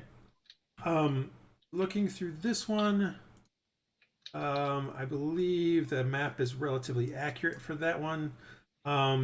It does look like, as you look through here, it does look like maybe they just finished expanding this rail line down to here, because you can see places where there's ties and stuff that they have a pile of it. Again, all just iron ore mines. They're definitely active, but nothing, no indication. Well, that's not entirely true. There is indication that the creature came down here and then went back. but not up here. Okay. Let's go back. So let's go back. There was anything different about these sides other than the creature came here? Yeah, that's it. You can see some indication of that kind of weird, like it almost looks like something's pulling in itself along kind of track that you found before. Okay. You can find that here. It definitely came into here, into this end, but didn't seem to go down any of the things here. If you wish to give me an investigation check to try to figure out more, you may do so. All right. I'll try. Yeah, I'll try as well. Investigation. 14, 22. Okay. Artemis, as you're looking through there and following those tracks a little bit and looking at it a little more closely, you realize that the thing does its stuff and that there are boot tracks stepping over top of it, as if somebody was following it.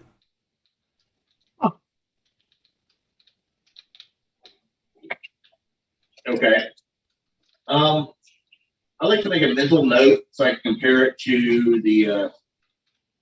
Could I try a survival check to see if I can track where those boots went? Sure. Yeah, I'll point it out and tell her.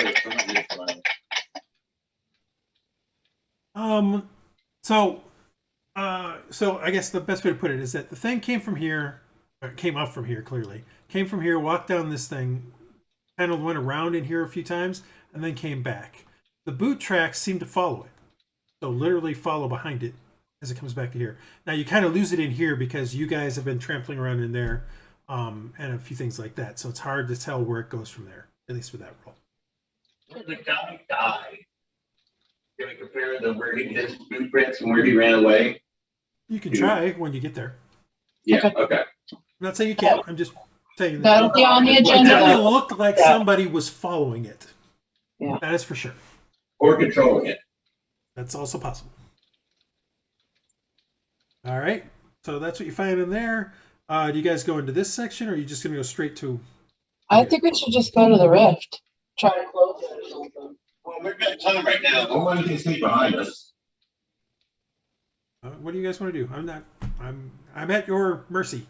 So we'll finish investigating the rest of the branches up top, and then we can go back. Yeah. So you're all done with everything through here. The only thing you haven't looked at is this, and coming down further here. Let's go to the first one you pointed out, the one to the west. This one? Right there. Yeah. Okay, so you get to about here, and that's where the guy disintegrated. And do we see any the boot tracks there again? Or is it still too... Well, my point is if you wanted to check... Yeah, that's what I heard. If you wanted to check the boot, that's where his boot is. Yeah, neither am I right now. Yeah, you're not sure. Muddied. It's... I mean, so the body went and turned into dust. His clothes and boots are still there. Like, oh, we just take the boots then. Yeah. I'm just pointing that out. I mean, like, his boots are relative. They're mining boots, so they're relatively generic. They do sort of match they match the prints, but they're mining boots. It's not like there aren't 20 or 30 miners down here with the same style of boot. Okay. I mean, his boots are a certain size, but again, 20 or 30 miners, there's probably 2 or 3 that are the same size, maybe even more than that. So. But indications are that these boots do match those tracks. Right. So let's search the one that we were talking about on the west. Okay, so coming down here, looking through there, I got to look at my map again. This one looks somewhat new, in the sense that the previous ones, it definitely looked like they've been mining for quite a while. There was a lot more, stone and stuff around all the things. As you go through this side, there's more like freshly dug stuff. As you get further and further into it, there's less beams trying to hold it up and things like that. So it's definitely a newer style of mine, or newer style of spot. It also doesn't look like it's as heavily used. It's almost as if this thing was dug really quickly in, and then they decided it wasn't worth where they were going, and then stopped using it, kind of thing. You know what I mean? Okay. All right, let's keep moving on. Keep moving. I want to get to the rift. Okay. I want to finish this up and go to the rift. That's my plan. Let's go. Hustle, hustle, guys. Come All on. right. So you head down to this part next. Is that correct? Yeah, we'll do that one next. Okay. This looks like it might be this new vein that they were talking about. When you look at this one and you look at this side here, these are both really freshly dug, and you can literally see the streams of iron in the thing, of the iron ore in the walls. So they're going to start, clearly whatever they're doing is clearly starting to go in here. You also think now, looking at this one, that maybe this last one was also that new one. It's just they went through it so quickly that they're just moving on to the next thing. And it does look like there was heavy activity here on this side. So the other one, they probably ran through it and it's exhausted on the newer line.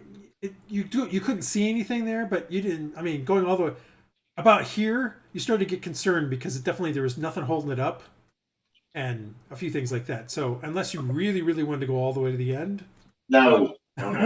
it's hard to say if that's still in use or not. Okay. This one definitely looks more heavily used though. All right, you guys come down to here. As you kind of approach down into there, I will bring this back up just so you can hit it. Uh-oh, we're on a small map. Small map. No, not necessarily. Oh, that's why I can't do it. Like, why can't I select this guy? I wanted to delete him because he's dead now. No, I just wanted to move you guys down there.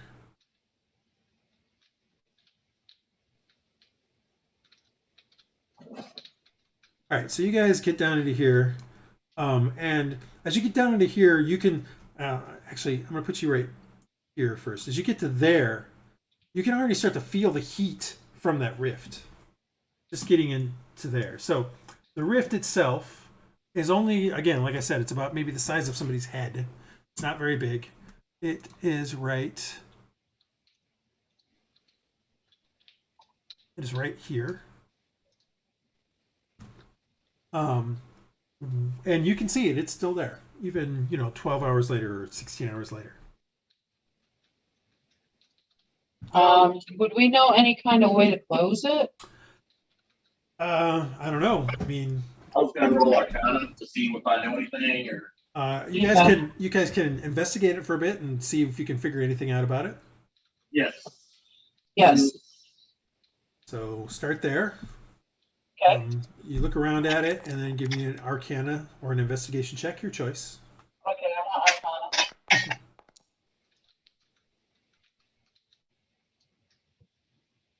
Arcana. Shelley, as you look it over, I mean, it's definitely you kind of come up to it and look it over. As you get close to it, you can feel the heat from it. You can also feel it's almost as if like it gets a little bit harder for you to breathe as you get closer to it. It's not the right word I'm looking for. It's actually easier for you to breathe. It's like a super amount of oxygen is getting to you. But it also feels like there's a heavy wind blowing at you.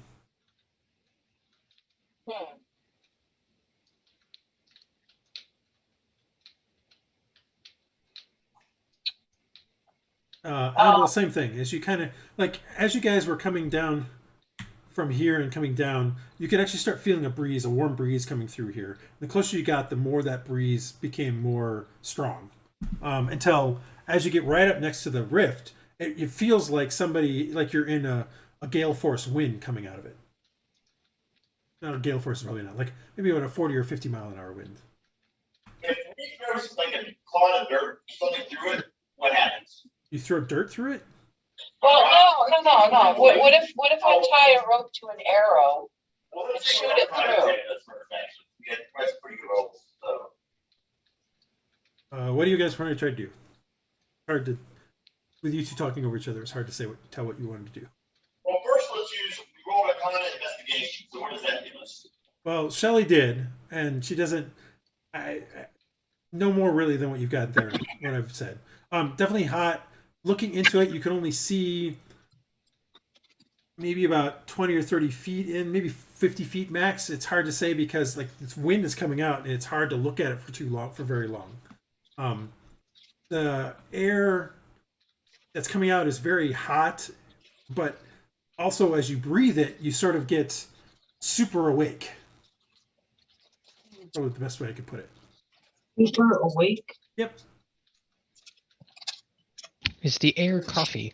It is not. My 16 give me anything Arcana of how to close it or what that is? Probably to another dimension. Tie a rope around a rock. Usually to close something like this, you would need, an artificer, a master artificer to do such a thing. I mean, because they would have to have some way of disrupting the magic that's holding it open. You're not sure what magic is holding this open. You just saw it form when this guy did something. It seemed like it was almost an after effect of his magic. Right. The magic that blew us up almost killed all of us. You guys think I can back up? I said we throw something through it, then we try an arrow with a rope. We may let stuff, if we throw too much through it, it becomes whatever's on the other side becomes a skew us. And is that a bad thing if we want to fight it? Anything that's on the other side, I think we're probably gonna not want to mess with. I'm betting it's some type of devil. Could be wrong, but better safe than sorry when you deal with magic. Do we think it's safe to step through? Oh, it's only like the size of your head. How are you going to step through it? Yeah.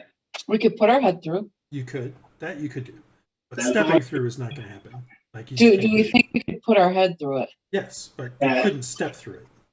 All right. What do you guys want to do? I want to put my head through and see if I can see do not something. put your head through. That's stupid. No. Shelly, are you going to put your head through it? I want to put my head through it. I'm saying, are you going to put your head through it? Are you telling me I'll put your put head my through hand in it real quick. Oh my gosh. All right, so you go up and put your hand into it. You put your hand into it, and you feel immense pain, and you jerk it back out. And your hand, well, first of all, let me do this. You take 6 points of bludgeoning damage, but you pull your hand back, and your fingers have been crushed. Ouch. Like, your hand is, you can see it's flattened, you can see it's all bloody. In fact, now it's starting to swell up because, that's what hands do when you crush your bones inside of it. But your hand is crushed, and you're in immense pain. Will somebody heal me? Please? I took one for the team. You're dealing with heretical magic. You could have put a dagger through it. Yeah. The dagger was attached to my hand. We come in peace, the hand and the dagger show up. Is there a way to collapse something around it? Actually, I want to go back. Okay, let's go back and let's try throwing something through it. Okay, well, her hand is like, you can see bones poking out from various parts of her fingers. It's bleeding profusely. Does anyone else have healing other than me? So I have one spell, which is about to be used for an idiot. I will. I can heal it. I'll pop a cure wounds off on her. Okay. Thank you.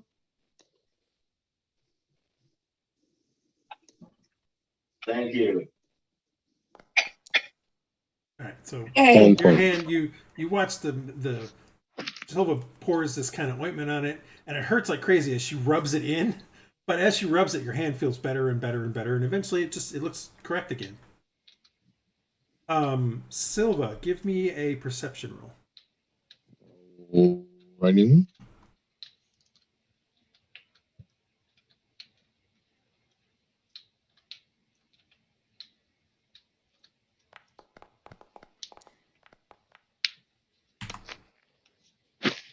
Okay, I gotta check something real quick. Can't remember something.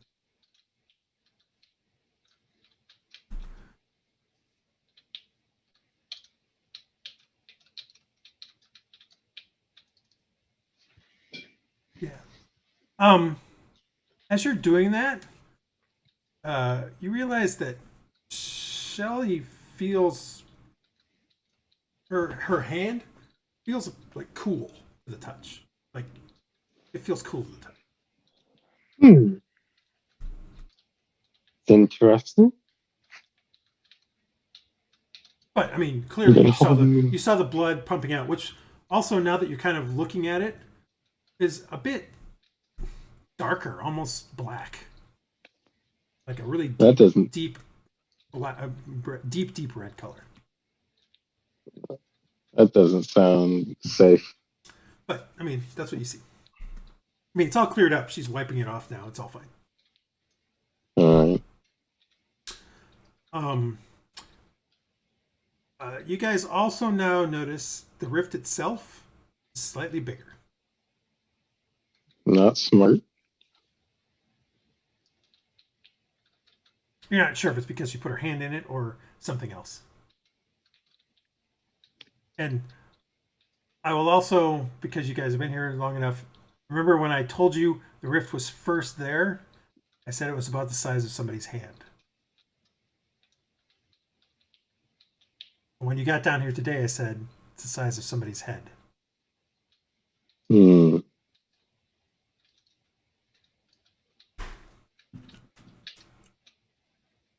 I would describe that as not good. Can I chop her hand off? What? So would we maybe need to? Would we maybe need to like go get Fizzbolt? Maybe he can fix it.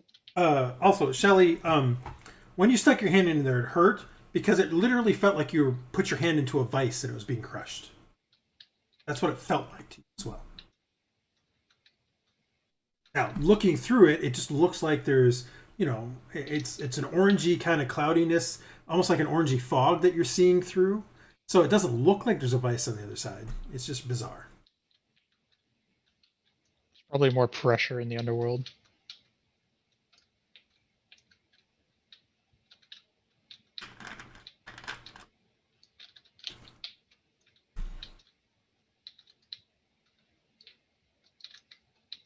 What do you guys want to try?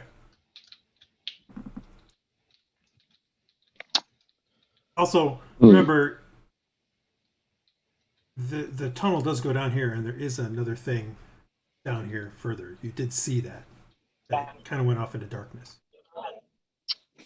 I want to pick up a rock that is larger than the hole and back off and throw it. So you're going to try to plug the hole with a rock. Now I'm going to see what happens. But you're going to try to plug the hole with a rock. That's what I'm... Eventually I may collapse a roof on it, but I want to see if it destroys the rock. So you throw a rock the size of the thing or smaller than the thing? Larger than the thing. So you... What's your strength?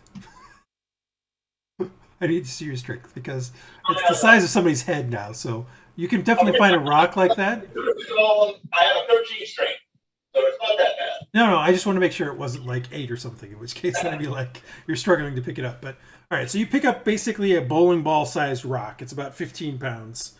And you have to get pretty close to kind of throw it into there because it's that heavy. It's just you're not going to be able to throw it that far. But you toss it into the thing, and it kind of reaches the rift, and you can see portions of it kind of go into the rift, and then it just kind of shoots back out and across the way, basically impacting into the wall over here. On the other side? No, you threw it on this way. It shot back out this way, back into the thing, after a few moments.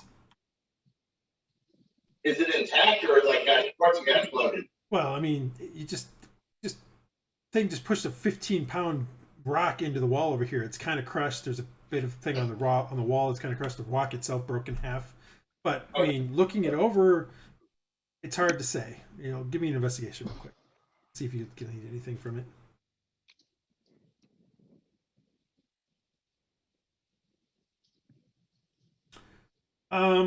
Looking through it, you find one part that looks like maybe it's been kind of sheared off a little bit. Hard to say though, just because it hit that thing with such force. Well, it's growing bigger, so that's bad, like we talked about. Mm-hmm. Other than collapsing something on top of it, which I'm sure your brother won't like. Yeah, an Arcana check, Silva. Okie dokie. I was going to ask everyone in a second. Don't have it. Well, no, you just watched.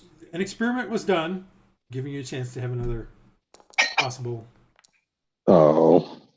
Can I give him an advantage? Help action, talking through it. Don, I really can't hear what you're saying. I'm sorry. It's not on mute. Yeah. No, he's saying stuff. I just can't understand it because he's probably a good 15 feet from the mic, is my guess. So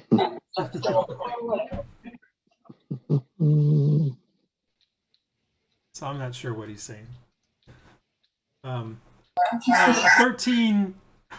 So clearly this was made by some kind of strange magic. Maybe you could try to detonate magic or something like that to force it closed, maybe?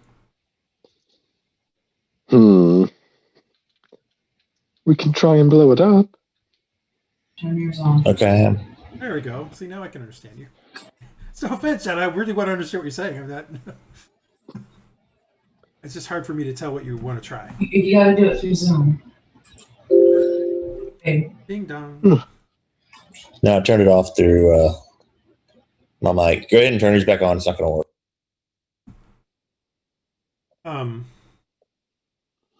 So yeah, maybe an explosion might do something to it. You're not sure if a conventional explosion would do something, but it's maybe worth trying. Conventional here would be black powder. Yeah, we can try and blow it up.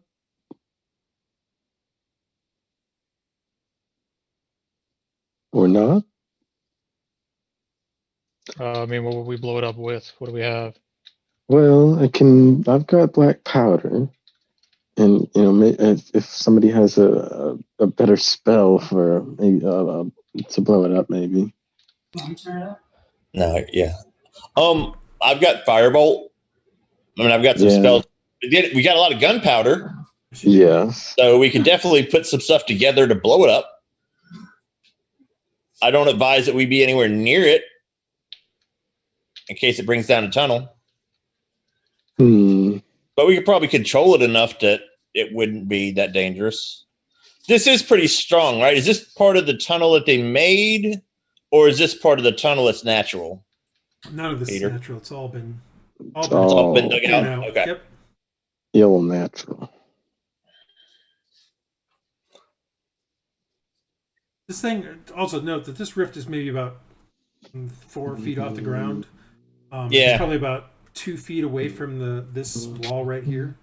We could probably do something like that. Yeah, I'm just letting you know approximately where it is in space, so you guys have an idea of what you might need to do if you're going to try to do something with it. So should we try that, guys? Yeah, I think we should try to blow it up. Might as well. It's the only thing I can think of to do. Let's do it. Okay. How do you want to do it? How do you want to go about trying to explode this thing? Well, I mean, I'm going to go ahead and use my alchemy, which I guess is I've got the alchemy to make it more explosive again. Yeah, that'd be great. And then I can set it off. Okay. If you can make. Okay. All right. Give me an alchemical roll. Alchemist roll. Shit. That's only a 7 with the tools. You mix in the stuff, and you now have what you consider your extra special Artemis, special bluey powder that you hand over. All right. Now let's back up a little bit. Everyone else. All right. Where are you setting this in relation to the? So you said it was 4 feet up, correct? It's about 4 feet up and 2 feet off that wall. So it's about 4 feet high from the floor and about 2 feet off the wall. Does anyone have mage hand? I do not. I was trying to see if I had anything in my inventory that could make like a makeshift platform or something like that. You want to know who had mage hand? The guy you killed. Yeah. That'd be awesome. He did actually have mage hand. Hey, dude, can you help us? It's one of those things where I'm making up a guy has to have lots of interesting oddities to himself. And I was like, oh yeah, totally. This guy needs to have mage hand. I almost took it, but I can't see a way to do it and be a Alchemist style, other than like a robot that flies. Yeah, no, it's all good. I mean, it would just be a clockwork hand, but so you put it underneath and then shoot it with a firebolt. I could sacrifice my homunculus for this because I can always remake him. If I put the bomb on the homunculus, it flies underneath, and I blow it up. Well, we can just throw it underneath. It's just 4 feet off. I mean, well, but if I put it on the homunculus, he can fly and hover, so it's actually closer to. Okay, but as long as you don't mind losing your tool. No, I'll just have to get another. I can remake him. Yeah, I'll just have to go and get another crystal, which I can definitely do. All right. Anyone else got any ideas? Yeah. I think this is the best plan we have. All right. Because otherwise, like, the only thing I could think of is we'd have to get someone with, like, more tools or know-how and, like, go get caster. Yeah. And that would take multiple days. All right. I'm going to strap the bomb, kind of makeshift on the homunculus, tell it to hover kind of right underneath the rift. Okay. And then I'm going to try and give myself a little bit of a light, then light it and run away. Okay. You do all of that, and you see the fuse go tss, and then it goes inside, and then nothing happens. Well, that's lovely. The worst the worst kind of bomb. The one where you don't know happens. when it's going off. I'll kind of creep back up. I'll kind of creep back up towards it. All right, I'm working on doing some more gunpowder. So obviously, you kind of crack it open and you look inside there, and yeah, the mixture's just not right. It burned out all of the black powder, but left behind some of the other stuff. It's just you gotta say you made me a dud. You made a dud.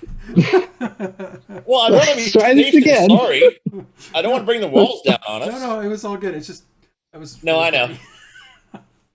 I mean, what did you roll on that? Oh, come on. Well, I added a little more this time. you try it a second time, same thing happens. Although this time, as it gets into the thing, you see a quick psst as some flame comes out, but it never blows up.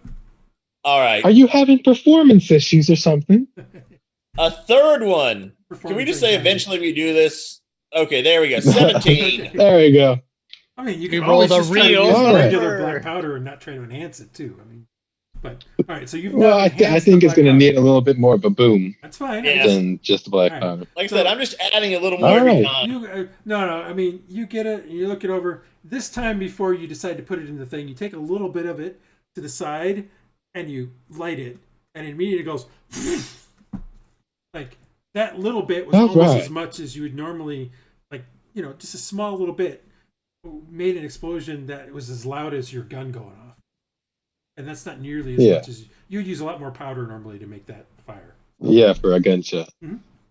All right, so all right, everybody, take cover. This one's for real. Do you want to shoot it with a firebolt to set it off instead of being that close, or you're gonna light it and run? Too late. Light it and run. All right, so you're gonna have it run down the hall underneath the thing. Hover underneath it, yeah. Okay, and you light it. And you light it and run. Okay. Fire in the hole. Fire in the hole. Roll me 10d6. All right. Fireball. That's all you, Brian. 6. What'd you get for damage? All right. So a massive explosion goes off. Portion of this wall does collapse because you're still pretty close to it. Collapses down. A bit of the top above it also falls down. So there's now about, 3.5 foot pile of rock here now. And there's dust everywhere. Everybody give me a Constitution saving throw as to whether or not you can hear.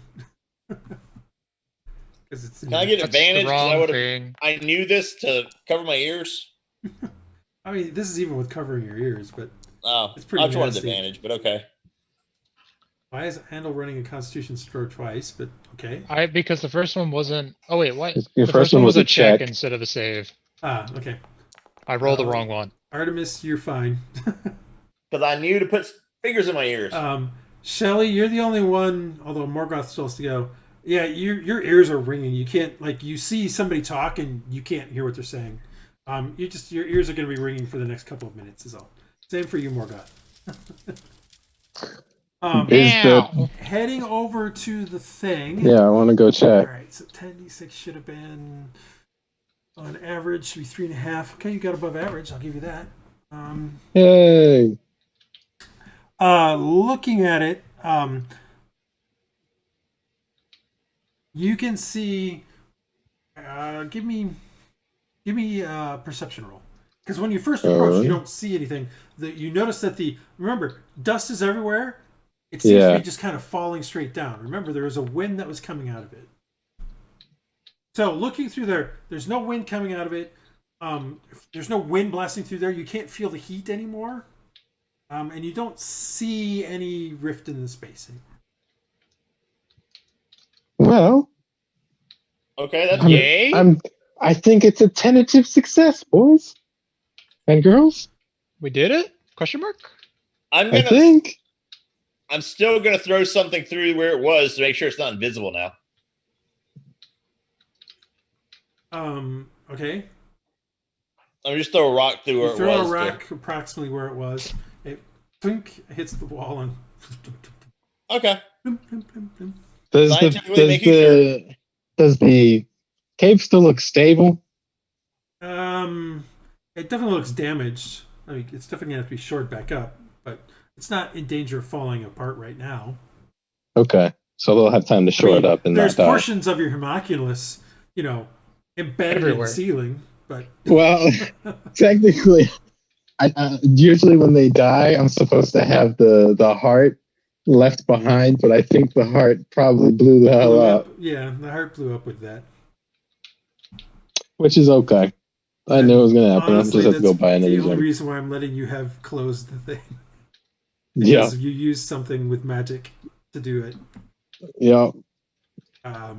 We'll talk about when we're done with the session what well, alchemy is kind of magic too, but yeah. Well, no, but the black powder isn't, so that's the thing. Yeah. Even with you enhancing it, you're just enhancing it with more chemicals. All right. I think we're done. It seems like we'll continue to search. Do you guys not want to look at the rest of this stuff? Yeah, let's look at the rest of the stuff. Yeah, let's do that. All right, so you just saying we're done with around. This right over here, it also seems to be a newer vein that they're following. And there's a lot of work that's been going on here, but there's hardly any. Well, that's not true. As you look, you can see a lot of tracks from that beast along this tunnel, and boot prints going back and forth. Well, let's go down that way. Who wants to take the lead? Not me. Not me. Who's our toughest character? Goes first. Morgoth.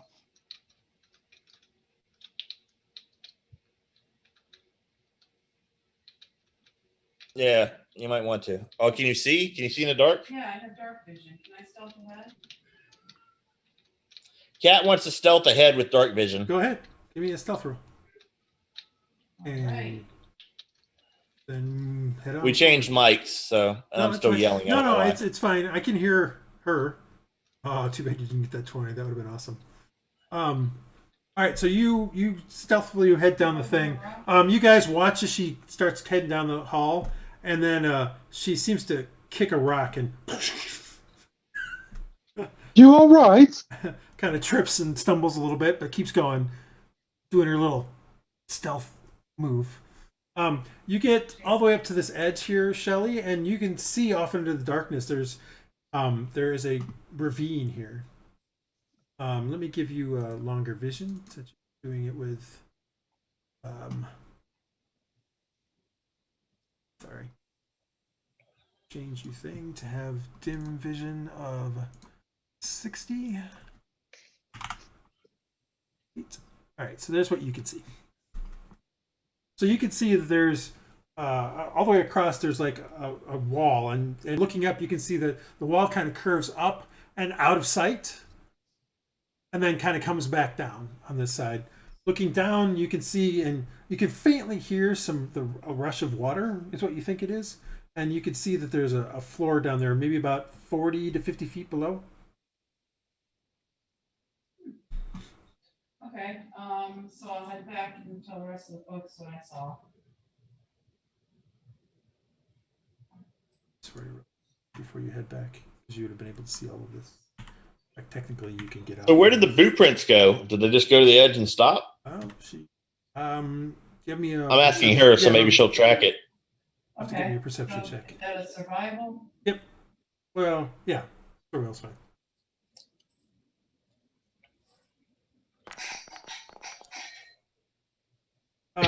They go right up to the edge. And it looks like maybe somebody might have climbed down. Okay. So I'm gonna go back real quick and let those guys know what I saw. And tell them about the footprints. It looks like they climbed down. Did I see any rope while I was there? No, you don't see any rope currently. I don't know, it's only about 30, 40 feet. We can climb down. That doesn't mean that there wasn't rope there before. Just saying you don't see any right now. Yeah. And there are signs that somebody climbed down. So how they did it, you're not 100% sure. Yeah. You ready to go? Yeah, sure. All right, let's go. Bring them back. We'll hook up some sort of rope or whatever. Yeah, can we do it to a beam or something, like tie it into a beam? Yeah, you can try that. Just give me a dexterity check for trying to wrap it around into there and tying it up. Someone double check behind me. Dex. Or yeah, definitely double check behind me. Or you could. I critted. So, you double critted. Artemis is trying to put this thing through and figure out a way to make it go behind. And Shelly, you come up to him and it's like, what the hell are you doing? I elbow him out of the way. And move him out of the way and just tie it up real quick. Ropes aren't my thing. Yeah. In either campaign. I know. All right. And then you guys give me No, you guys climb down. You can climb down the 40 feet to the bottom. And once you get down there, you can see that there is a chasm down here with some rocks where things have fallen down. It's kind of crackly to get down here. You can find, after a bit of looking around, you do find evidence that that people were down here.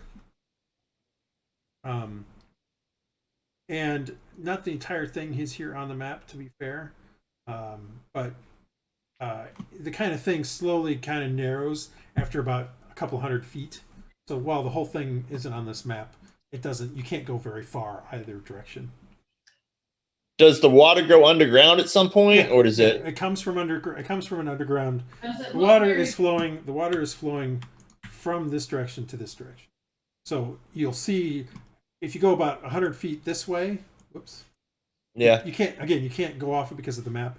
If you were to go 100 to 200 feet this way, you'd see it kind of pours out a little waterfall, and that's where you're hearing most of the flow of water from, is from a little waterfall that's over here.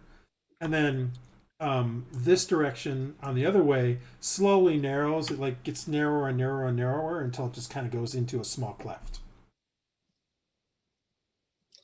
So what you've got is basically the biggest portion of it that you can actually move around in. There's more to it, but I'm just looking around down here. You spent the better part of an hour going through things, looking around. Yeah, it said. What was that? Cat wants to know if it's very deep, the water. You want to get in the I'll water? put my staff in to see how deep it is at the edges, or. I mean, it's dark. With dark vision, it still can't see very well into the water. Yeah, I've got a quarter staff. It looks like, I mean, if this particular stream has been cutting out this particular cleft that you're in, then it's possible that maybe the center is maybe 10 feet deep. The water is relatively fast, so it can't be super deep. If I had more time, I would have put some white water into it, but I don't have time. have time for it. So it's moving relatively quickly, but so it's maybe 10 feet deep in the center. Where is the camping gear? You said there were people camped down here? No, I didn't say that. I said they had climbed down here. Oh, okay. So there isn't any other gear down here like they were staying here or anything? No, it doesn't look like it. But, I mean, you find evidence of people moving around down here. And you find evidence of that creature being down here as well. Like having moved around down here. Okay. In fact, at a certain point, as you kind of go upstream this way, you come upon sort of this kind of left-right here, which I'll move the thing to. And right in there is sort of a darkened kind of cave area spot. And looking in there, you can see the cave itself doesn't look natural. It looks like it was literally like hollowed out, like dissolved out. Meaning this is probably where that creature came from. Yeah.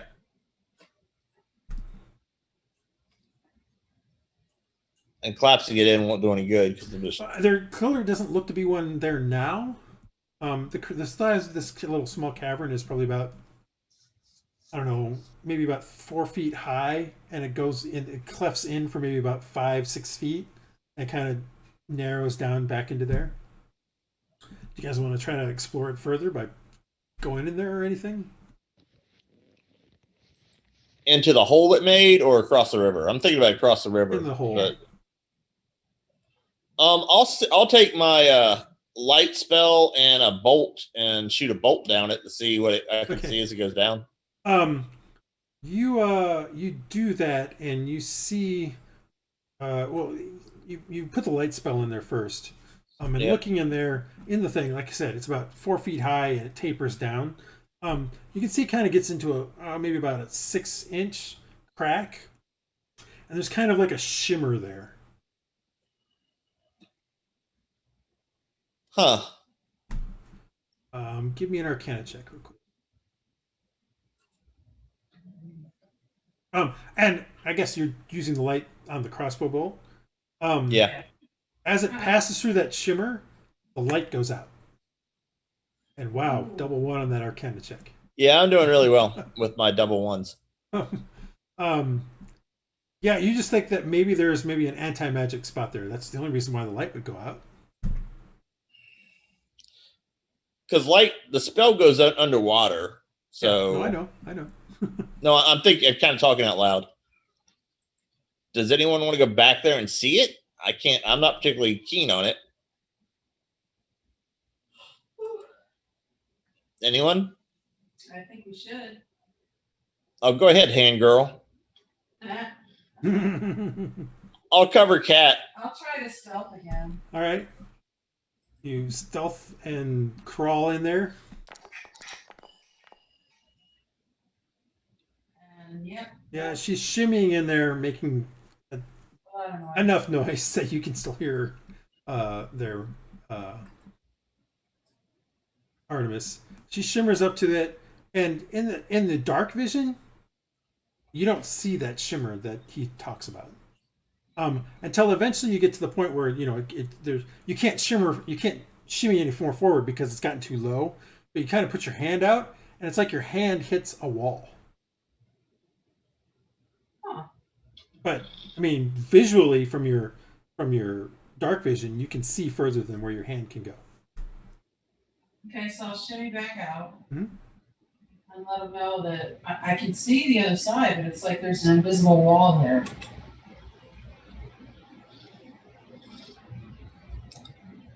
Huh. So can I do an Arcana to maybe understand what it might be? Sure.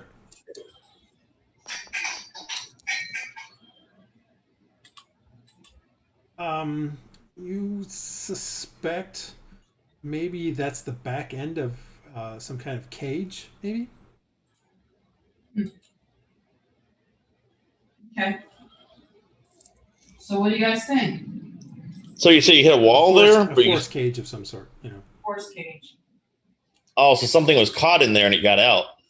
Maybe. Huh. Hang on. I'll shoot a firebolt down it. Okay. All right. Does it you shoot stop, the hit a firebolt wall, down or does it just go out? Again, as you see as it lights up the thing, you see that shimmer in the edge, and it hits that, and then kind of spreads out across it, and you can see it kind of light up even more. And at this point, you can see that that just on the other side of that, because visually you can still kind of see through it. This thing is just spreading across it. Just on the other side of that, you can see what looks to be some kind of worked stone that has some kind of writing on it of some sort.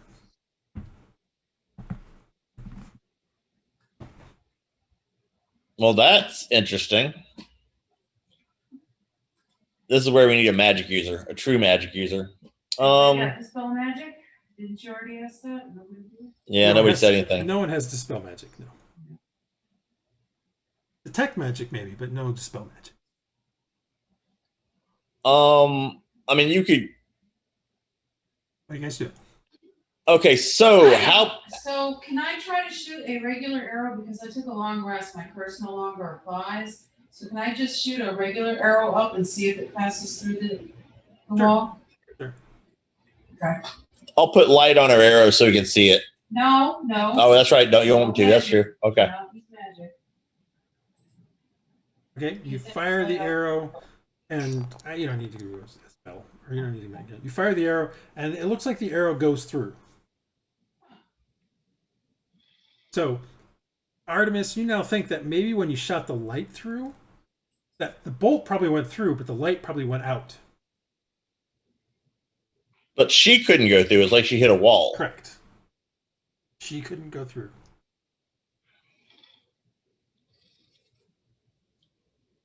Anybody else want to take a look? I'm going to modify some more gunpowder while anyone else will join that. Hey, I'd like to do an Arcana check. All right, so you go and kind of climb in there a little bit to take a look. Mm-hmm. I'm not saying you go all the way in, just to climb a little bit. All right, give me an Arcana check. Ugh. Jeez, you guys are having the worst luck on stuff today. Hit. Hey, watch mouth. All right, I'll pop back out. Silva, give me another roll because you have advantage, and I'll tell you why if you get better. Okay.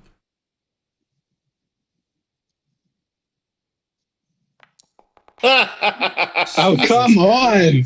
What are you talking about? Welcome to my world. Why are you rolling them one at a time? Why don't you just click on? I was clicking through the thingy, not the actual thing itself, but the little ones on top. You know. Those aren't doing. Those don't. Yeah, I keep clicking them, and those are just doing.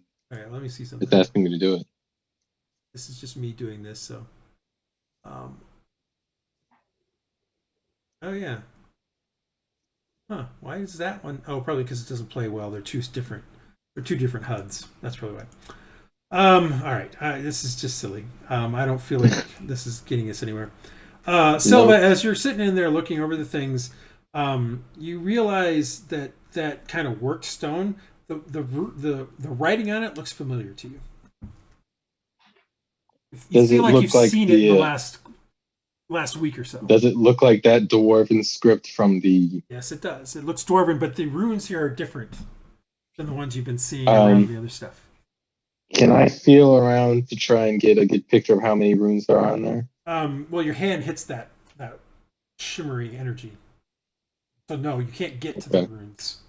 I can't get to the runes? They're on the other side of that force wall. Gotcha.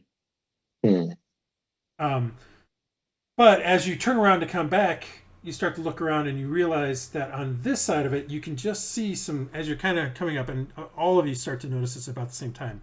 Right in here on the edge, on either side, you can see broken parts of rough-hewn stuff. And some of this rock that's right here actually looks like it's, quarried stone or worked rock. And picking up pieces of it, you can see parts of runes on them.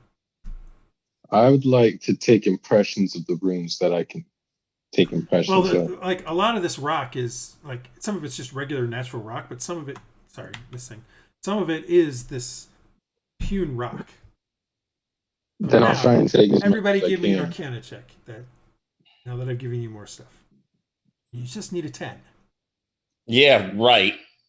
Just need a 10, guys. That's all you need. Did I? Oh, come on! Are you serious? Okay. No. Artemis. Based on what is being talked about by what Silva's mentioning and that sort of stuff, you think maybe that this is probably some runic magic that was some kind of cage, and this side has been broken. And that's probably where the slime thing came out of. Yep, probably. Yep. Maybe. Can we see how it was broken? Well, it just looked like something. Oh, that's right. Someone had worked it, right? Yeah, somebody worked it. Somebody probably just shattered it, broke it. Somebody probably, like, all of this stuff looks relative. Oh, none of you are dwarves, but that's all right.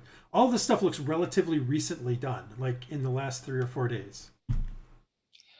But there aren't any like thrown down picks like they ran in fear of it. No. So they probably knew what they were getting into. No, it was probably that crazy, dude. But remember the other two bodies definitely had that same kind of dissolved limb look as the miners did. So at least 2 of them had a problem with that creature. That's true. So has anyone else got rope so we could actually get someone across this river and see the other side? Yeah, we had that rope before we put it down. No, I know. That's why we need another rope, just in case someone gets swept away. Well, as I mentioned, like they can't. Worst that can happen is they hit that cleft and they stop. Well, or they get sucked under and down. But if that's cool, let's go across. I'm not. It's not like one of those, because there are rivers where it sucks you down. I mean, as of what you're looking at right now, it does. From where you're at, it doesn't look like anybody went across. From what you can see, but maybe they did, and you just can't see. Oh, I do have rope. Okay, I'll tie Cat off and have her go across. Isn't she the strongest character, or I am not the strongest. Who's our strongest character? I'll step into the plate. Plate mail armor. Yeah, he's wearing like scale mail though. If you wish to cross, you're going to have to give me a disadvantage athletic check. Okay, I'll tie myself off and you guys hold on to me. Oh, well, go ahead, Kat. You probably got a better athletics than I do, because I don't have it. Well, Morgoth just walked across. I mean, he's got a 20.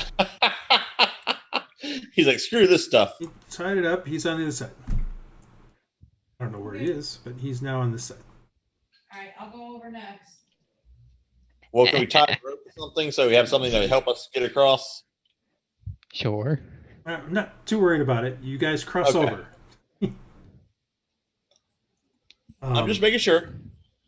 So let's explore over here. You explore over here. There is literally, as you look over here, there's no indication that anybody's been on this side.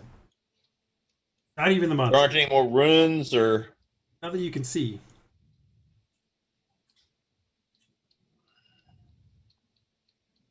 Just being thorough. Nothing over here? You spend a bit of time and nope. Okay. No one has been on this side. It's all just regular broken out rock.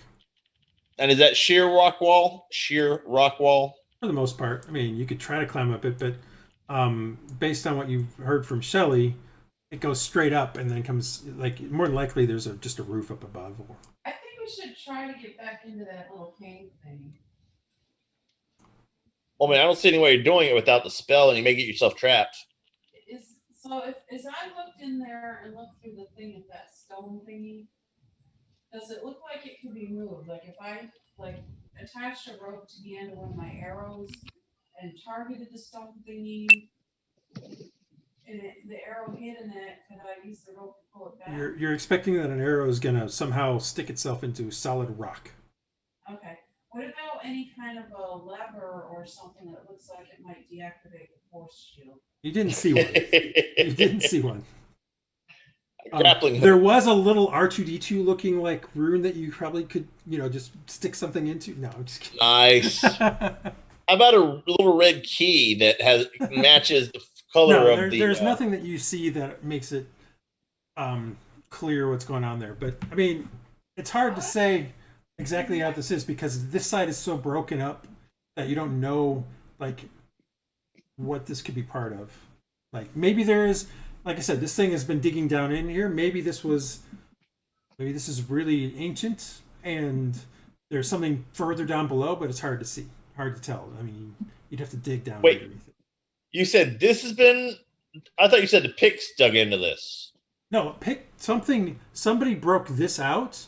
This entire thing has been being carved out for probably 2,000 or 3,000 years.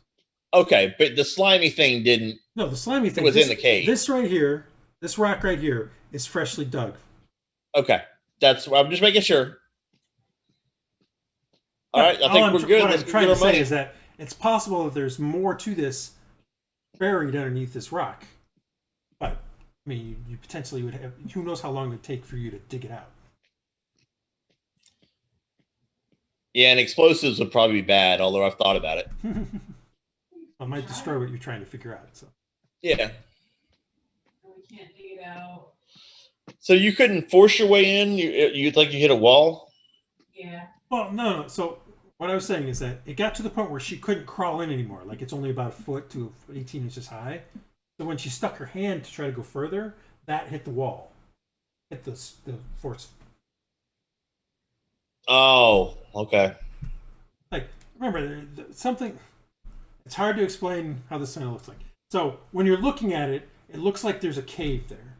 But now that you've seen what you're seeing, somebody dug out at least a portion of the cave. There was a portion behind it that looks like it had been dissolved partially. And as you look at that, that's when it narrows down to about 6 inches. And at that 6-inch point is where the whole force shield is. The force area is. Force wall. Okay.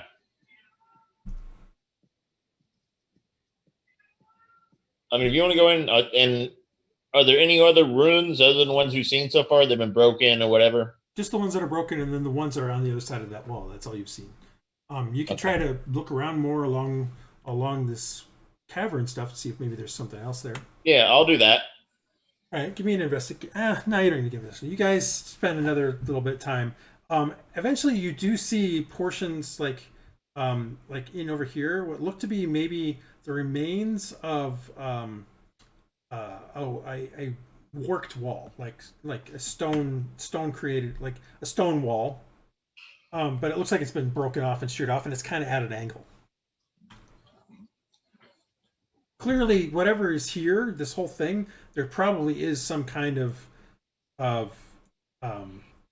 ruin here. It's just been collapsed on. It's been covered up. And whatever this thing was in survived it.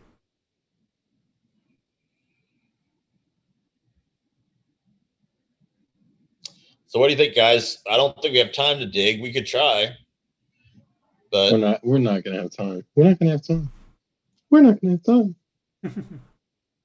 Well, that was 3 people saying we won't have time, so that sounds like a majority. Yep. Let's go get our money. Right. And get you stiffed. guys climb back up, head back out of the mine, back on to head through the mine shafts. This for a while. Oh, cool graphic. And head back out to the iron mine itself outside. And there you are. You are back out there. It takes you a little bit. Ignio's there. The other guy whose name I can't remember. Peter? Yeah. Before we go out, I want to test a little bit on this iron. Is there anything different? Like put some acid on it and a couple other things. See if there's anything special. It's just iron ore. Okay. Got it. And didn't know if it's mithril. No, it's just iron ore. And get back out. And head over to the office, and Alum's there. He's like, I see you're back. Have you resolved everything? Yes. Andal? Yeah. It's safe to go down Andal, now. Sorry, I was muted for a second. I had watched something. I washed something and I forgot to turn my mic back on. No, we were able to go through. We didn't find any more creatures at all. There's nothing down there. We were able to collapse the portal that got spawned, so there shouldn't be any more problems. I see. You sure about that? No one can ever be too sure, but as long as no other person, because from what we saw, the only reason that thing appeared is because the dude with the scar who came with Arabelle deliberately went to go get it. So the only way something like that would happen again is if somebody knew something was somewhere and then deliberately sought it out on purpose. So there was. Okay. All right. I'll take your word for it. He turns around and you see him mess with something, and then he pulls out a bag, and he takes out. Let's see here. 5 platinum pieces. Ooh. Which platinum is hardly ever used in anything, but he seems to have it in that thing. And then 50 gold pieces, and he puts them there, and then he slides them towards you. But before he kind of takes his hand off, he says, "Thank you for doing this. Don't expect to see you for a while." And then he puts it away and says, "Hopefully my mind will get back on track, and then maybe we'll talk again." Sounds like a good time. See you around. Thanksgiving dinner is gonna be fun. Oh yes, Thanksgiving. Let's go. What a dick! Yeah, it's not the best day. And so, what are you guys doing? I think we just leave. All right, nothing else to do. Head out. Head back to. You guys spent like when you come out of the mine, it's definitely well past noon. I mean, you guys spend a good 4 or 5, like almost 6 hours in there. So, heading back down the road, you travel the rest of the day to get back to Ravensthorpe and make it there kind of a little before dusk. And I'm not getting my extra money, am I? What extra money? The guy said he'd pay me more if I get it done quick. Well, you're now at, you got the day before. You made it here the next day. If you had gone back yesterday, maybe. If you had gone back yesterday, yes, but it's fine. We got paid for doing that thing, so honestly, it's about the same. Yeah, I'm just saying, you probably not. So you guys get to Ravensthorpe. Not working. Okay. And because you need to do /R D20. Oh, thank you. /R space D20. And it gets there right before dusk. Do you want to stay there, or you want to push on to Tanelvar itself? I mean, we could stay. I don't mind staying here. It's up to you guys. Yeah, I'm okay staying. Okay. Remember what day it is. Give me one moment. All right, so you guys head to the Wagon Inn. It's the only inn in town, so it's going to be the only place you can go anyway. Opening the door, there's Brunner. Brunner is like, my friends, you're back again. How did the mine treat you? Oh, it treated us quite well, Yeah, it was a pretty good time. You didn't stay there, did you? Had plenty of fun. Oh, I mean, we were. You gotta get your hands dirty. Yeah. Yeah. We solved some problems. Yeah. Created more. And then solved those problems. Overall, good time. Yeah. 10 out of 10 recommend. I see. Will you be needing rooms then again? Absolutely. Remember, I only have the 3. So, and in fact, 1 is currently in use, so I only have 2 this evening. Well, they can fight over the other one. I'll be in my room. Andal's gonna go to the common room like he did last time. All right, Andal's in the common room. I'll have my room, of course. All right, well, screw the other 2, I guess. I mean, I was always going to do that. I'm a changeling. I need to be in my own space at night. Y'all know that. No, definitely. Just for your guys' edification, today currently is the last month of Harvesttide, or the last day of Harvesttide. I just have to check to see if there is a festival. Give me one moment. Is it the day where the cartographer is back? He should be back in theory. Theory. All right. No. All right. So, fall at the end of Fall Tide, there's a 5-day festival. So we're not there. All right. Cool. So you guys have made it back to there, and are in this room or in the thing. So Morgoth and Silva immediately take over the rooms. So the rest of you, that means that 2 coppers for the common room for you. The common room is not the tavern room. The common room is basically just a large room that has like a dozen cots in it that people can sleep on. Remind me, how much is the Silver room? 1 silver. Mm-hmm. Okay. You guys spend the night. Anything in particular you want to do? In the main tavern room down here is a couple farmers. It's the end of the week, so actually more than normal. You don't see Jan or Halton. They don't seem to be here this evening. And then you assume the guy who's sitting back over in the corner, who looks kind of merchant-like, is probably the other one who's taken a room. It's hard to say, though. Silva is going to kind of try and draw and sketch those runes, as well as the architecture and things like that. Okay, give me give me an intelligence check for how well you remember it. Sure. I'll try to help if he asks for help. Sorry. He doesn't ask for help. Yeah, I'm good. That you remember. So yeah, you kind of go through it and do as much as you can, and you still have some of the rock. And also, by the way, the one thing of ore you have, Artemis, you still have. They didn't pat you down. Cool.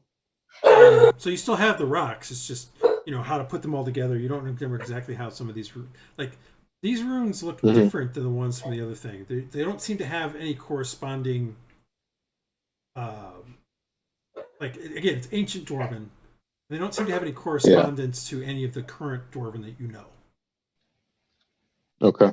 So you're just mostly kind of recreating them from memory and hoping that you have everything correct. Yep.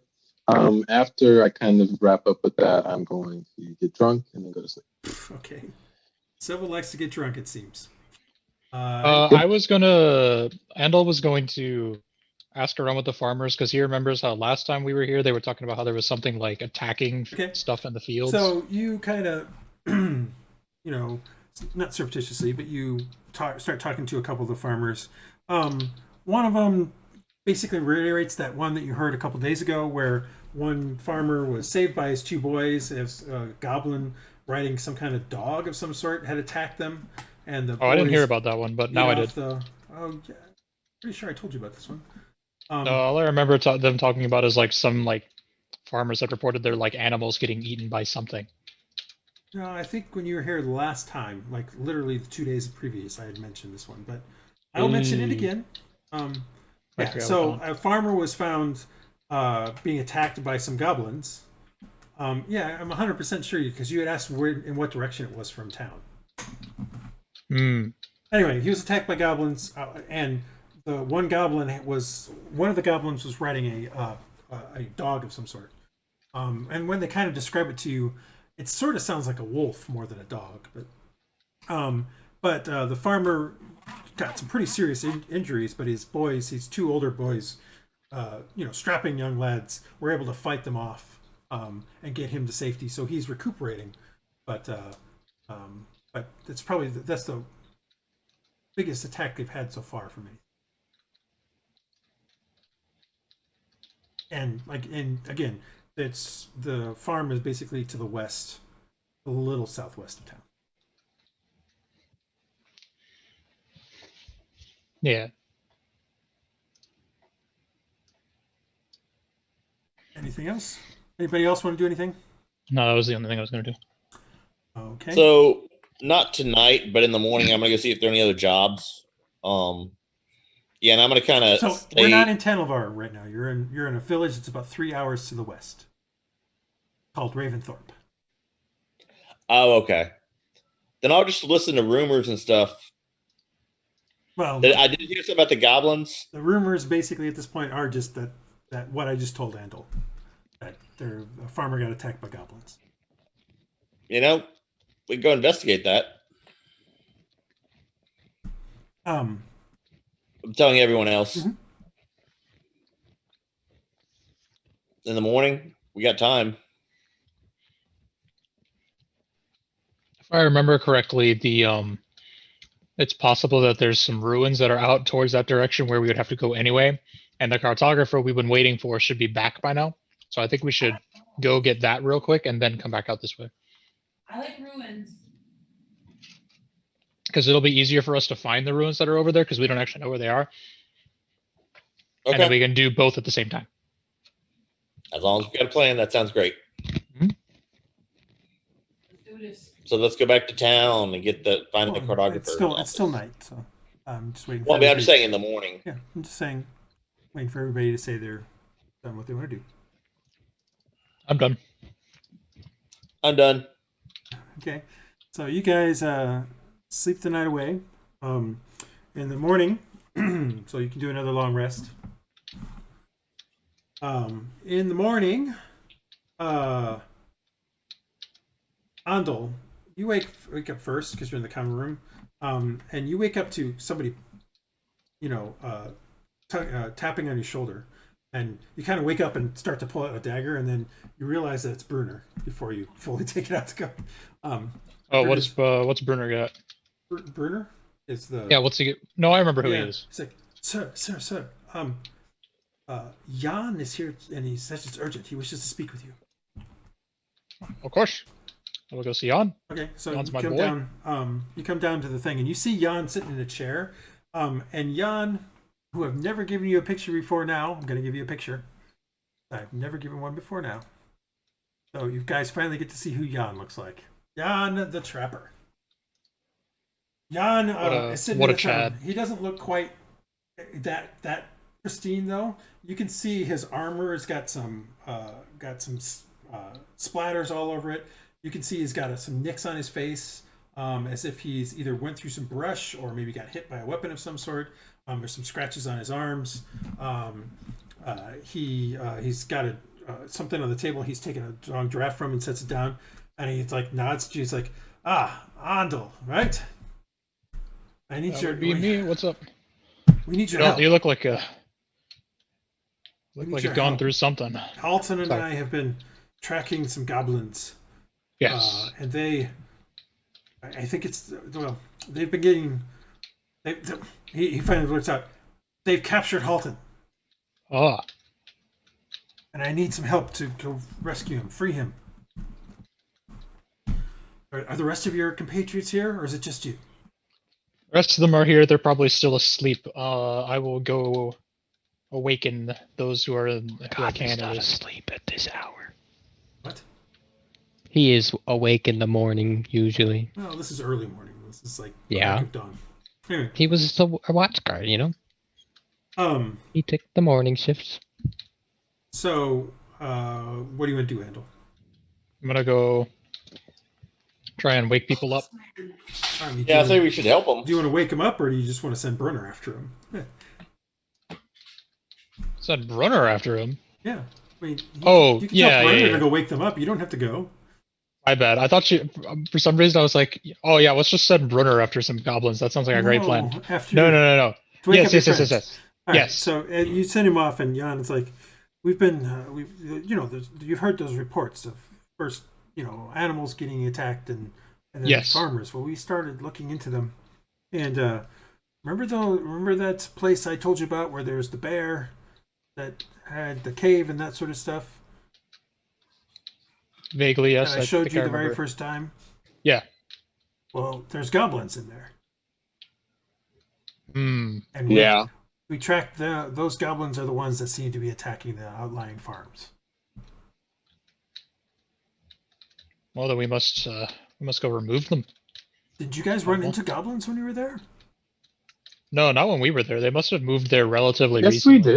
we did. What are you talking about? We almost died. Jan the Trapper is the one that you first talked to Brought about us to the runes. first He's runes. the very first one. Where we almost, where you almost died to goblins. No, I thought that was when we went to the second one. My bad. No, that was the first one. No, the second one collapsed on you. Yeah, but I thought that's the one that he meant. Okay, no, my Jan bad. the Trapper was the one that took you to the first one. To the first, Alton took you to the second one. All right, my brain is Yeah. So, yeah, and you guys never mentioned to anybody that there were goblins. Oh right, yeah. Yeah, we might not have done that. That that might be true. Might have been a bit of an oversight, but yeah, so for the maybe rest we of you, should have done over that. the course of the next 15 minutes, Brunner wakes you up, if you aren't already awake, and says that Andal wants to speak with you. Is basically the message you get. Morgoth goes downstairs. I get ready, powder my nose, and go downstairs. Okay. Eventually, you all get down there, and you see him talking with Jan the Trapper. For those of you who know who Jan is, for those of you who don't, you see Andal talking with a man who looks like this. He definitely looks like a woodsy kind of rough and dyed-in-the-wool kind of guy, rough and tumble, and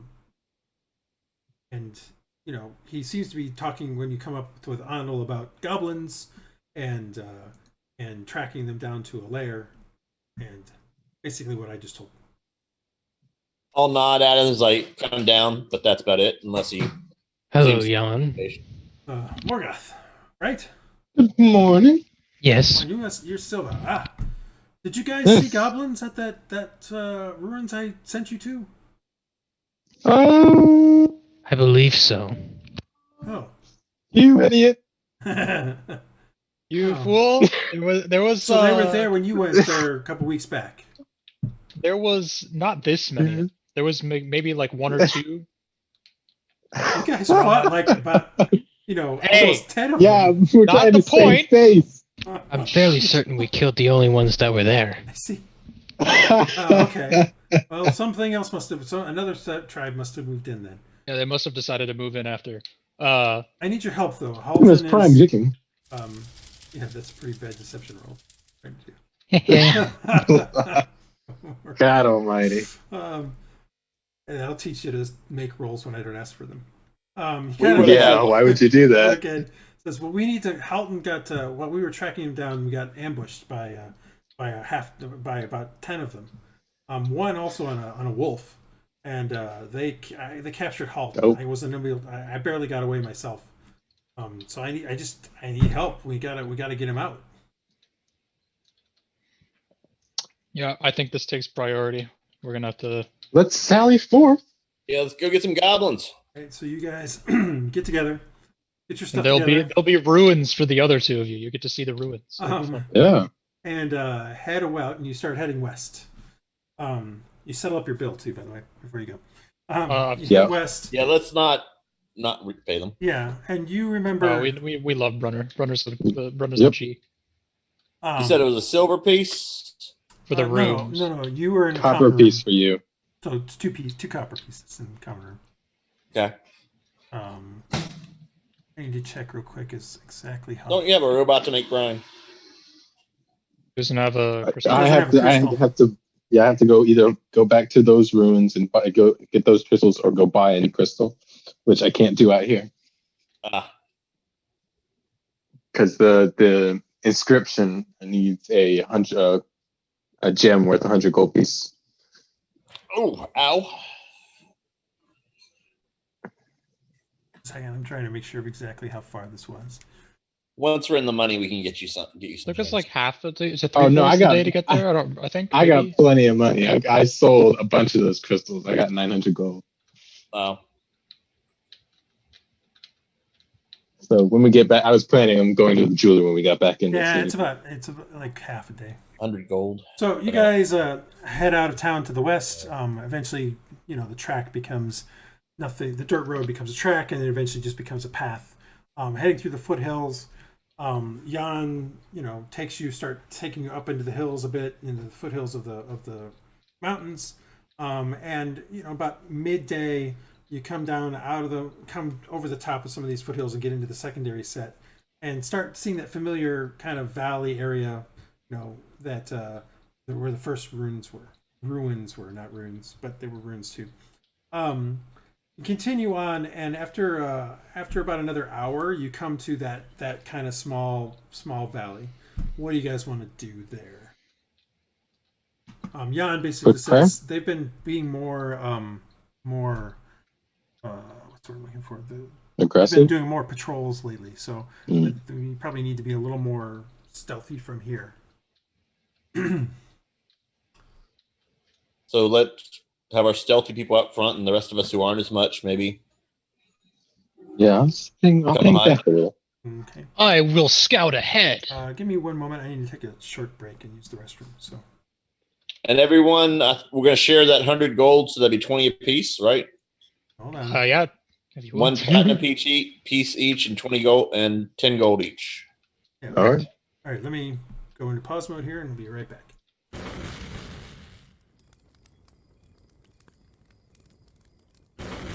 And we're back from short break. Sorry about that. And here we go. You guys are continuing to head through the travel and into that kind of the beginnings of that kind of small valley heading up towards there. Give me a perception rolls because Jan has just mentioned that they've stepped up patrols.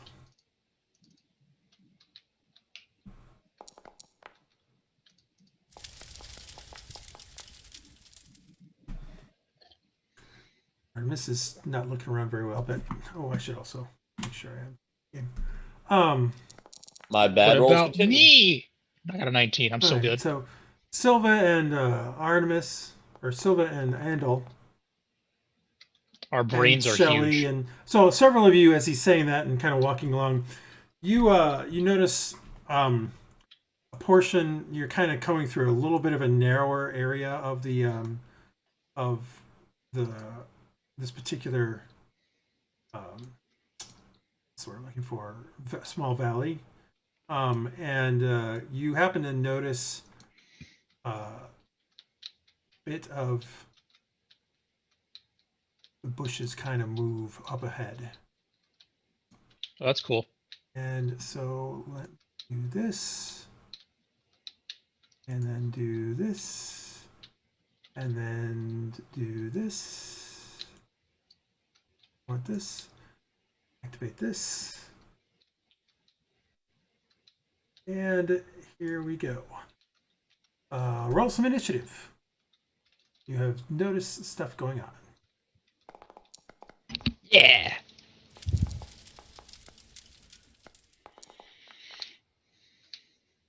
A bunch of rolls coming.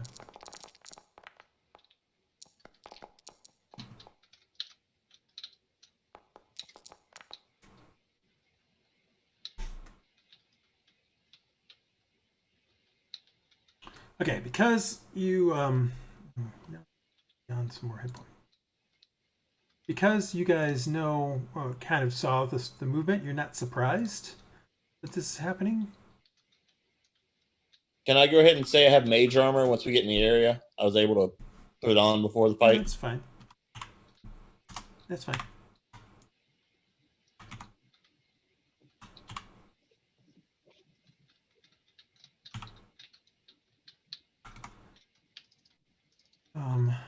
All right. Give Jan a weapon real quick.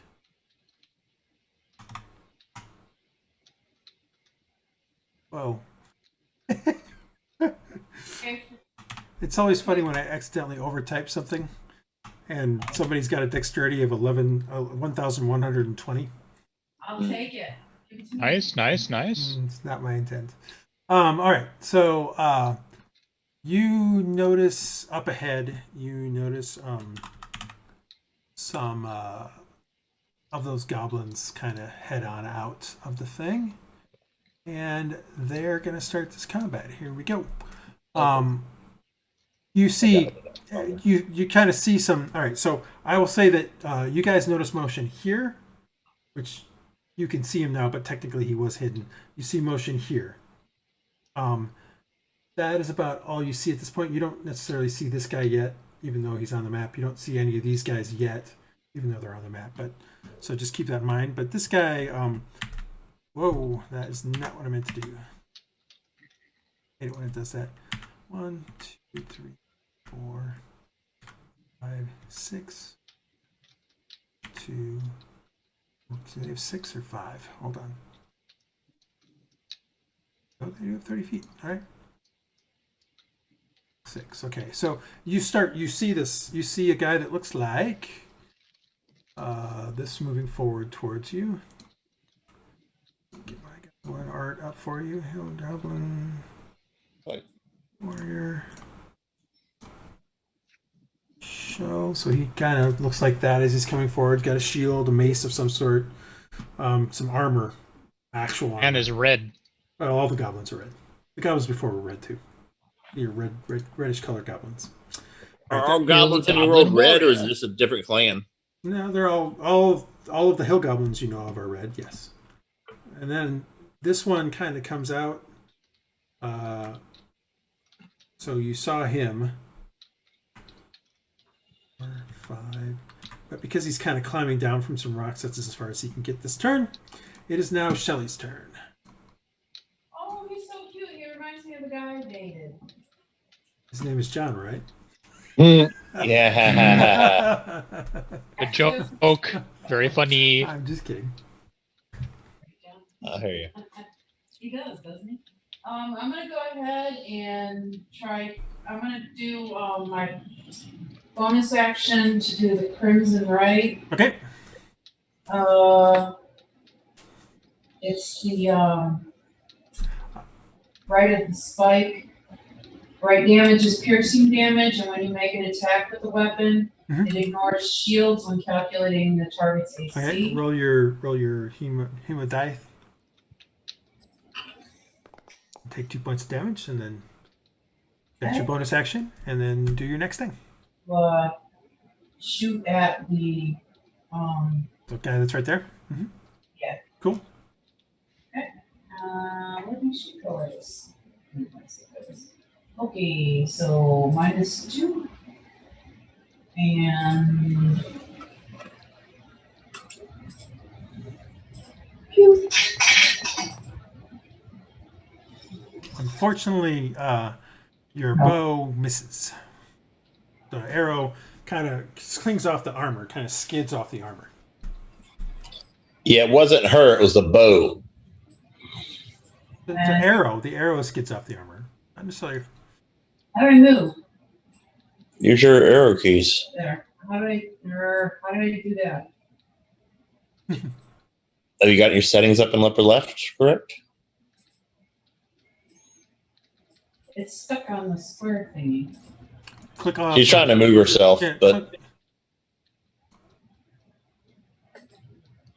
you should be able to move. I haven't changed anything. Oh, okay. I'm trying to move somebody else. That's why. 1, 2, 3. So note that things like this are cliffs. It will take double movement to go up it. So 2 squares to go up 1. So when the archers show up there, we're gonna have trouble. It's possible. So I can do 1, 2, 3, and then 4, 5. 6. 4, 5 to get to there. Okay. This will be 1, 2, 3. Then to go up is 2. So 4, 5. You can move 1 more. One more. Okay. All right, Morgoth.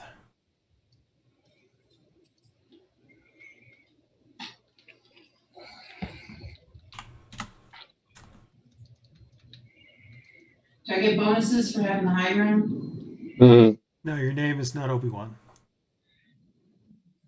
It's over, Anakin. Morgoth, you're up. Yeah, I'm gonna attack this. No, not attack the Jan. No, I'm gonna please move attack up Jan. here I'm sure he'll and then love to attack be this attacked. guy. You get surprised on that attack. Yeah. It is at that point that Morgoth betrayed the party. Why is that a 1? I don't know why it's a 1. But you rolled. There you go. Now you can see Jan. But why You're though? attacking Got a him. 12 to attack. You miss. Unfortunately, you miss. He kind of brings his shield up and hits the shield. Anything else? No. Silva. All right. Well, pull out our piece. You strapped? He's strapped. She's strapped.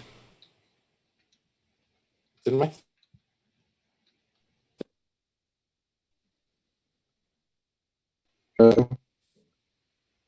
Hello? Can you hear me? Yeah. Yes, we can hear you. All right. My phone accidentally decided to call it. So. But I'm attacking the one that Cole is on. Okay. Morgoth, rather. 24 hits. So the roar of the gun right next to Artemis. Yay, Artemis. You love hearing that every time. A bullet comes out and lead shot hits this thing right smack into it and does 10 points of damage to it. Wow.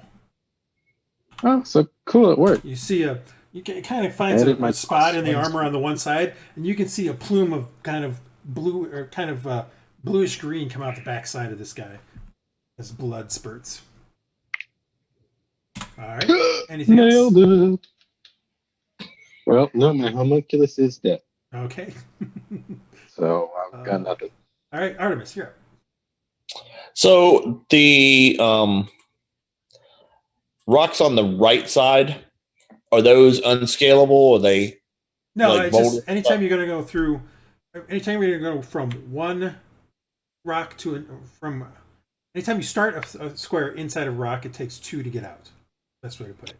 Okay, I just didn't know if are those platforms where people could be hiding, or are those a rock possible. wall? I mean, think of this as the edge of the valley kind of going up. So okay, is the pattern going through. This goes uphill and uphill. So can I do this? 1, 2, 3, 4, 5. Can I end up there for 5, 6? Yes. I can stand there. Okay. Yeah, you can be there. I don't want it to be too worried about it. It's just, okay. I'm just trying to treat it as difficult terrain. Basically, it slows you down because you're trying to climb up it. Gotcha. Bonus action shillelagh, and I'm firebolting the goblin. So hand crossbow with one of my special arrows. Oh, good! I hit for 1 point. You do hit for 1 point. The arrow kind of follows up that shot and hits in the same spot and doesn't seem to do very much to it. I'm done. All right, Andal. Jeez.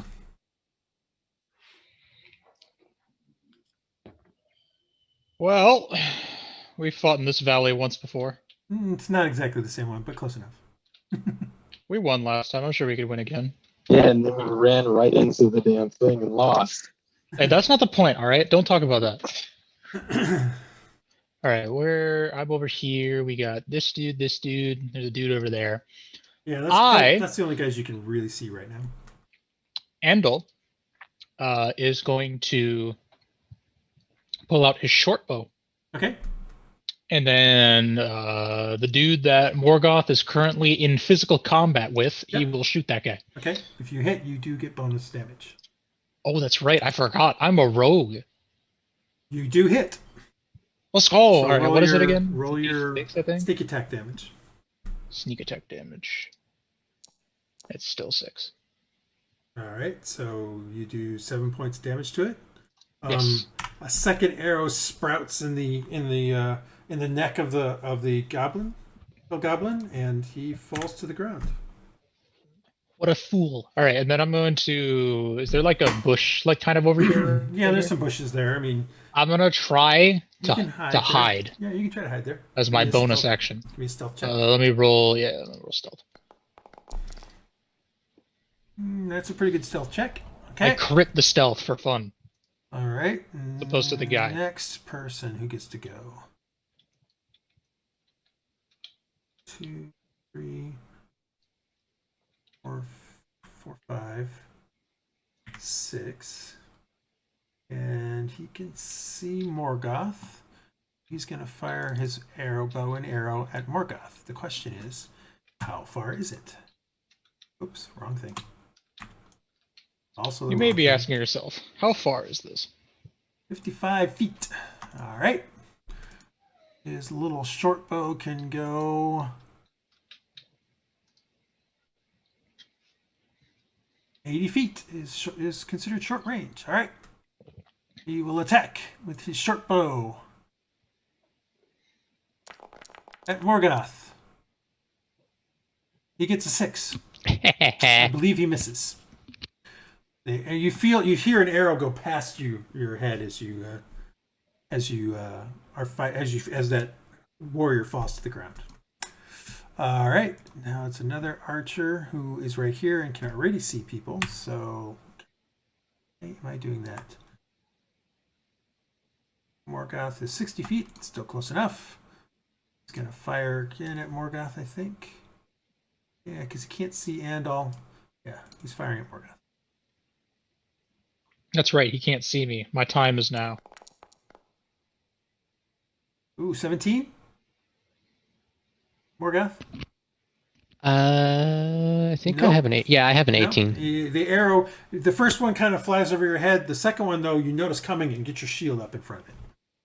And you're thinking, boom, off the shield. Jan the Trapper is going to go 1. Oops, that's Morgoth. This is Jan the Trapper. 1, 2, and then he's going to attack this dude. So, let's see here. That's interesting. I have put that in features, but it's not. Oh, I guess I didn't put it in features. Where is this? Well, now I'm upset. It didn't actually put the weapon in. That's irritating. There we go. Now it's got it. All right, so now I can go and do that. There were 10. We haven't found them yet. Which definitely hits and does 4 points of damage to this little dude. So Jan stretches forward, pulls out his longsword, and slashes this hill goblin across the chest, face, and some bluish green blood kind of spurts a little bit. But that's about it. That hill goblin then riposts and attacks it back, and hits Jan the Trapper for 5 points. Or Jan. All right. Another hill goblin.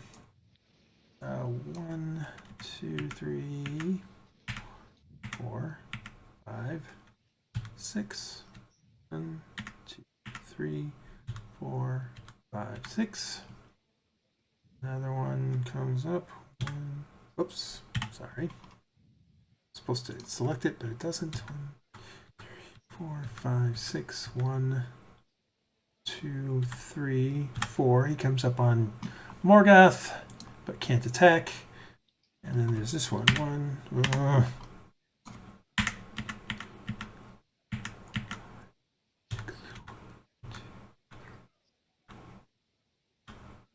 All right, that one gets to there.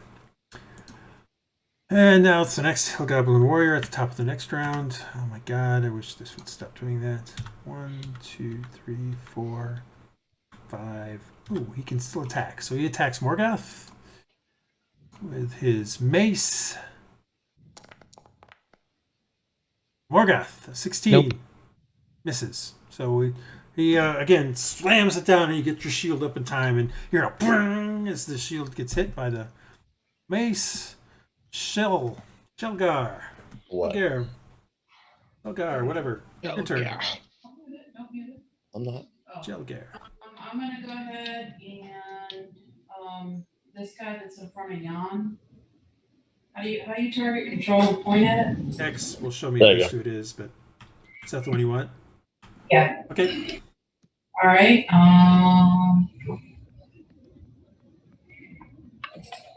Guy's already bleeding a little bit as you Fire your short bow at him. Definitely hit. And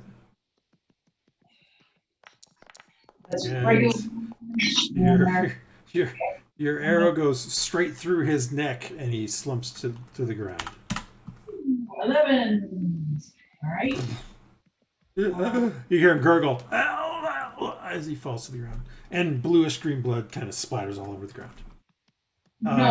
Anything else you want to do? That was your attack. You can still move if you'd like. I think I'm good for now. Okay. Morgoth. Getting to be a little hectic here. A lot of these little goblins, they're basically the size of children. So, it's how many children can you fight, Morgoth? I'm going to attack this one. Okay. Got it? Just think of them as baby seals and get a club. Your longsword, he kind of gets his shield up in there, and your longsword kind of gets wrapped in amongst the spikes that are on his shield, but you're able to pull it back. Why did I roll a 1 for damage again? And you still miss, so it doesn't matter. Yeah, I know. But still. Of a thing. It's the principle of the thing. I'm done. Okay. Oops, that guy was not supposed to go there. There we go. All right, Silva, you're up. All right. I will shoot the warrior. Okay, he's right here. Yeah. Oh, with a pistol? Yes. You shoot the thing fires off, and it hits him, but it just bounces off his plate armor. It doesn't seem to penetrate. Dang it. All right, anything else? Right. Nope, that's me. All right, Artemis. So I'll come back down since there seems to be coming for the 1, 2, 3. Is that a third? No, you're fine. That's 3. That's fine. 3. You don't have to do more. Just 4, 5, 6, and then I'll shoot him with a firebolt from my crossbow. Okay. Because I'm not in melee range yet.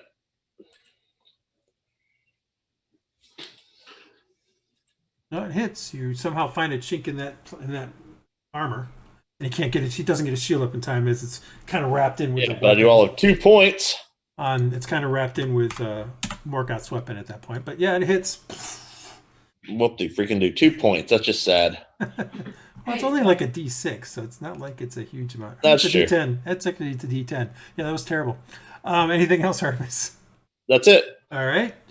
Andal.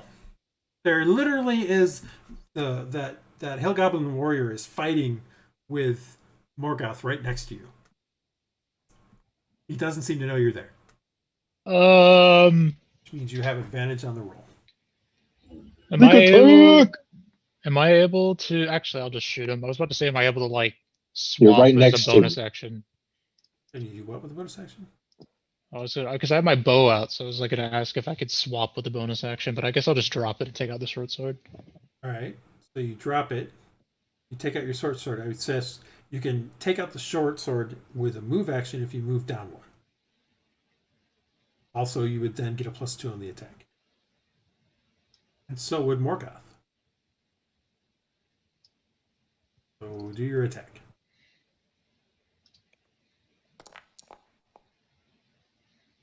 24 hits, 7 plus roll your other damage. I still get the snick. Yeah, because you have advantage. Sneaky. And there's somebody there. So a total of 9 points. As you kind of come in underneath, you can see that he's kind of got this kind of more like a kilt on than an actual thing. So you kind of catch him in the back of the leg, and you see arterial spray but bluish green fly out of his leg. Ooh, very cool. Anything else? I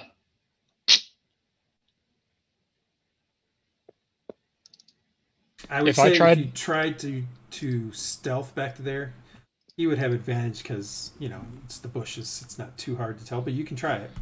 I will try to sneak again. Right, I prefer not to get mugged. You should move. You also need to move back into the bushes then, but you'll have a 12.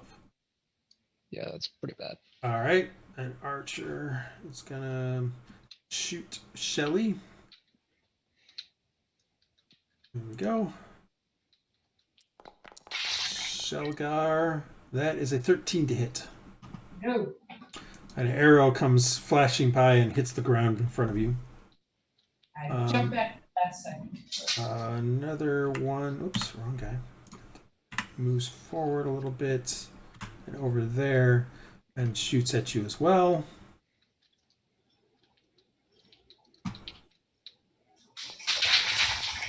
Um, 23 to hit.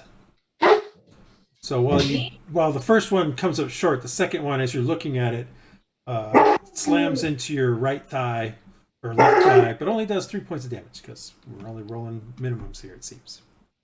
3 points to Sealgair. It's only fair. Yeah, Jan moves up a little bit and attacks this guy. Longsword.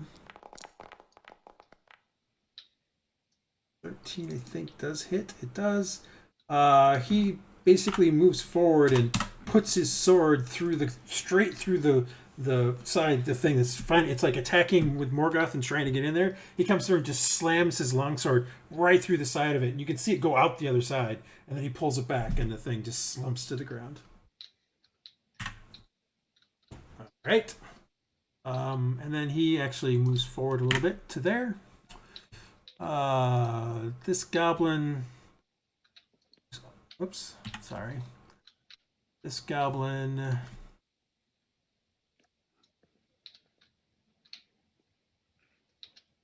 Gotta roll an insight check.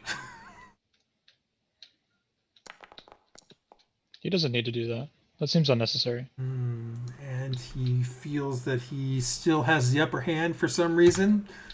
Nice. Actually, no, hold on. He got a good insight check. So he is like, nope. 1, 2, 3, 4, 5, 6. 1, 2, 3, 4, 5, 6. He starts running away. Nope. He ran into unmapped area. That's not right. He ran away. Let's see. Can't believe this guy decided not to be a Chad and just fight us. Doing the same thing. This one is a complete idiot, so he just attacks. Come on, guys, we got this. We got this. 19 on Morgoth. That'll hit.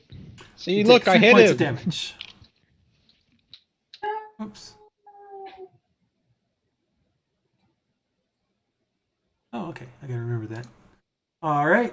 Top of the round, round 3. The warrior. Let's see here. Passive perception is still not good enough, but I'm gonna give him a roll because. All right. So he knows where you're at, Andal. So you're not gonna have advantage, and he's also gonna attack you. That's hurt. Just lame. Well, it hurt. I don't care. Swings his mace in your direction. He gets 16 to hit you. I think that's still good enough. I don't know. All right, so you take. Oh wait. Wait. 1 second. You have studded leather armor. Yes, but I don't remember if it ever actually. The 12 says that the freaking. Plus oh wait, 3 no, I was. It's 15. No, I was using the bow. I was about to say, it doesn't actually mark when I have the shield on or not. Right, but I was using the bow as two-handed, so I don't. Yeah. That's what I was about to say. Time. So yes, I mean, if you were thinking about it, you could have had a pellet in it, and you could use it as a dancing shield. But hey, what do I know? I don't think we need that for this. Anyway, so 16 hits, you take 6 points of damage. How? That's like a third of my health. What the frick? Sorry. Sealgair, your turn. Can I see that little dude that's hiding in the bushes about 40 feet away? What's your passive perception? I mean, he just shot at you, so you know he's there. Yeah, that's what I was asking. But he does have partial cover, so he's got a +2 to his AC, basically. Oh, okay. I mean, you know he's there. He's not trying to hide, but he does, because he's in the bushes, it's a little harder to hit him. Do I have any bushes near me? I mean, there's these bushes that are here are not quite as high. I mean, for a goblin, they'd be fine, but you're not a goblin. Like this bush, you could probably hide in, get into it.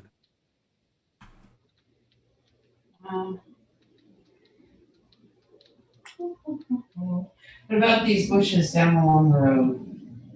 They're a little bigger. I don't know why you want to hide, but okay. Yeah, I don't really care to hide. It just seemed weird to me. I'm gonna go ahead and what was that? The warrior there? No, that's not the warrior. The one on the bottom. There's a goblin. There's a warrior. There's two archers. There's also another hill goblin, but he's running away. Your fight, all right, hill goblin, go for it. What about this one over here? He's on the level with me. All right, remember, if you have X down, you have a little hand. You can point at it. That's what I want. X. Yeah, that's an archer. You can fire at him. He's on the same level as you. You can see him.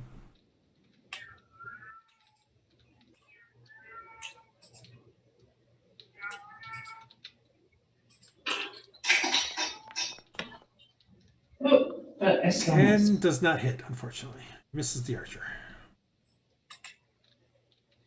Anything else you want to do? Get back a little. Let's see. 1, 2, 3. Okay. Morgoth, you're up.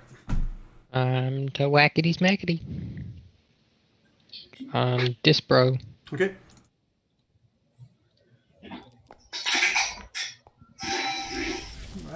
Well, you basically put your longsword through his throat. Nice. Let's be I honest go about it. from You just rolling chop a his- 1 You chop his head off. So you to chop his head off. critting.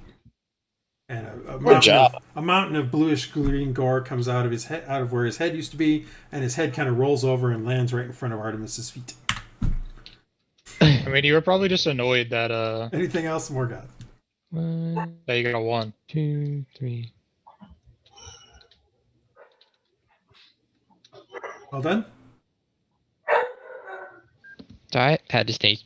I think I'm dead. All right, Morgoth or Silva. Sorry. All right. Oops. No, that's not what I wanted to push. Sorry. You don't want a firebolt? No, I want to shoot it with a gun. Okay. I'm gonna shoot the one that's in between Morgoth and you.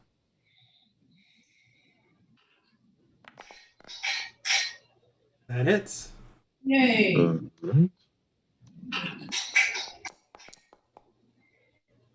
The bolt, Okay. the lead shot kind of finds a spot in the armor, and you see a spray of bluish green blow it out the back. And he kind of drops to one knee, but then he kind of gets up and kind of looks around nervously. Hey, dude, just die already. Anything else? That's my turn. Nope, that's it. Artemis. Yeah. So, I'm gonna go here. So that's 1 because of diagonal, 2 because of diagonal, 3, 4, 5, 6. I want to firebolt the one that's away. Define away. The one who's running away. Okay. And by the way, I've got a hand crossbow and a shield, just so you know, and firebolt. It's got a special clip on it, so the firebolts come out of that. You miss. It flies Oh, wide. another net crit 1. All right, I don't know why you're getting them all, man. I'm on a roll. You're on a All right, roll. I'm done. All right, Andal. I mean, do I know he can see me? I just doesn't matter. I'm gonna walk up. I'm gonna pace back up to here and stab this guy again. All right. Yeah, you just don't have advantage. That's fine. That's why we did. Not that it really matters. It does. Because A, you missed, but B, even if you hit, you still get the damage dice because he's fighting other people. All right, so you miss. Anything else? Nah. I think All we're doing right. pretty good here. I need to do an insight check.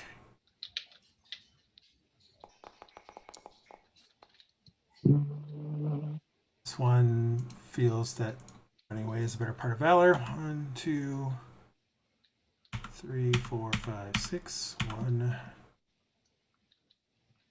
2, 3, 4, 5. I can't go any further. He gets off the mat completely. This one, insight check. You know, seeing one of your main dudes get his head chopped off usually it's not very good. But a 4 is not going to cut it. So Artemis, he shoots an arrow at you. So he saw that. I guess he didn't really notice. Nah. That's a 7. You see an arrow kind of land next to the side of you. Jan attacks this guy next to him. The 9 misses. The little guy gets his sword up in the way. He's kind of dancing away from Morgoth and Andal and kind of weaving in and out of things. It is this hill goblin does a double move, so he's going to be off the map. He's like 60 feet away. I moved the wrong guy because it's just the way my life has been going today. So he runs away off the map. Double move this hill goblin. Also time for an insight check because he just watched his dude get totally decimated. He's a complete idiot. He attacks anyway. He attacks Morgoth. Morgoth, that is a grand total of an 18. That'll hit. He does 7 points to you. In his Wow. Fury. Yeah, he should have seen the 15 I did to his friend. Yeah, I know. No, but he's he's into it. He's just like, I'm gonna do this. Excited. I'm gonna win. I'm gonna win. Shelly, your turn. Crits damage for fun. Sealgair's turn. Same guy down here. Okay.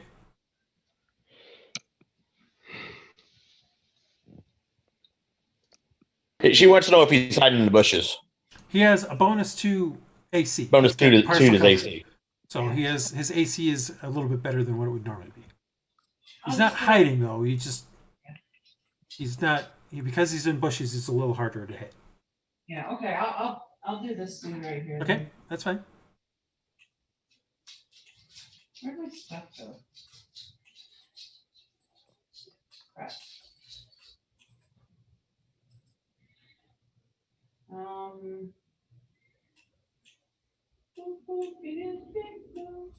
Short bow. That hits. Oh, shite. Nice. He Yeah. does that. He Someone does that can hit. slam onto Morgoth, and as you look up with this smile, you see an arrow come out the front of his throat, and he kind of like, and then falls forward, face forward into the ground, into the dirt. All right, Morgoth. Move. There is an archer that's still around, and then you guys know that there's 2 of them that are running away.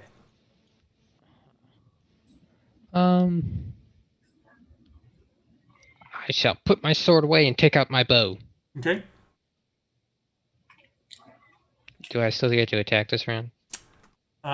You'll have to move, because even if you weren't right there, you don't have line of sight. This kind of curve around you. You have to get more out over here. So like here? Yeah. Okay. Hold on a second. Oh. I 8 misses missed anyway, anyway. but oops, I did not mean to roll that in your case. Sorry. What I meant to do was to check this. Yeah, at this point they're at long range for you, so you'll have disadvantage. Yeah, well, I missed anyway. Silva, yeah, you got the disadvantage one anyway. Silva. All right.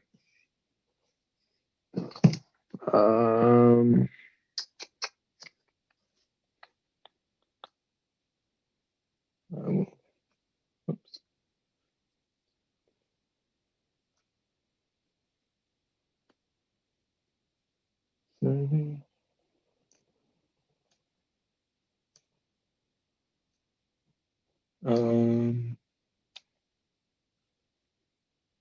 Can I see this one? He's in a bush. You know he's there, but he's in bushes, so he's got a bonus to his AC. I'll take a shot at it. All right.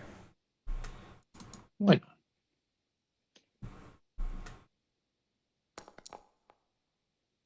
not? Your shot rings out, and you hear a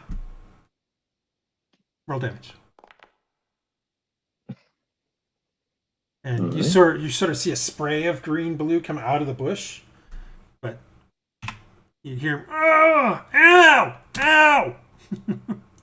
Sounds like he's still alive. That's it for me. Artemis. So Okay. One, 2, 3. Okay, so I'll go here. Have I got a better shot at the guy now, or which guy?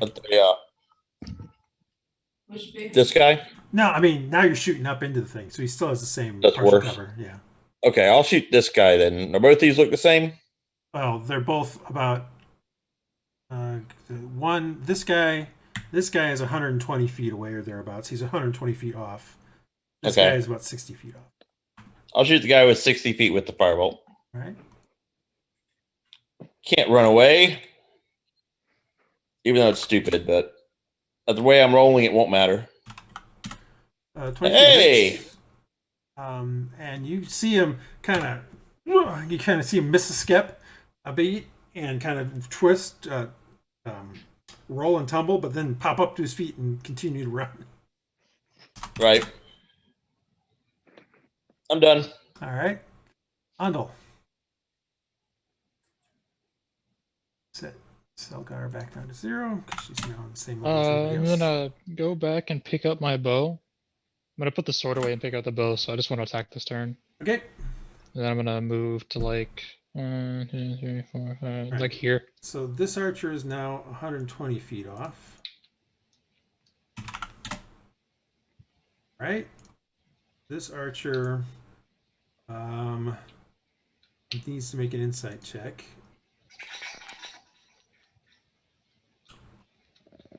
Now he knows he's in trouble, but at this point in time, he doesn't think he can get out of it. So he's just gonna shoot Artemis with his bow and get a crit. 5 points of damage as an arrow comes down and hits you on the side. Artemis, 5 points for a crit. That's awesome. Jan kind of moves forward a bit. Gets up to Artemis, and that's about it.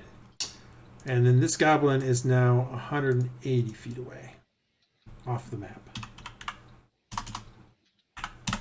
All right. Shelly.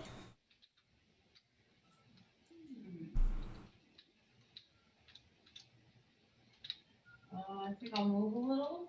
Okay.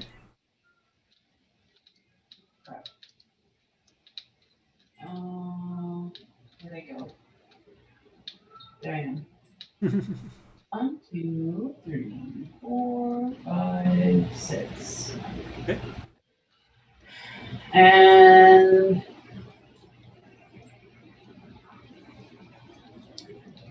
I'll go ahead and target little baby, see if I can hit him. Okay. All right. Let's see. Here's for shooting. And all right, you hit. All right, your arrow goes up there, and you hear a, and then you see this thing fall out down the cliff and land at the feet of Jan the Trapper. I think he's dead, guys. Anything else for you? Nope, that's it. Morgoth. Okay. We're still in search of a couple more. Well, they're running away. So as you can see, yeah, based on the numbers down here, they're like Artemis would be 1, 2, 3, 4, 5, 6, 7, 8.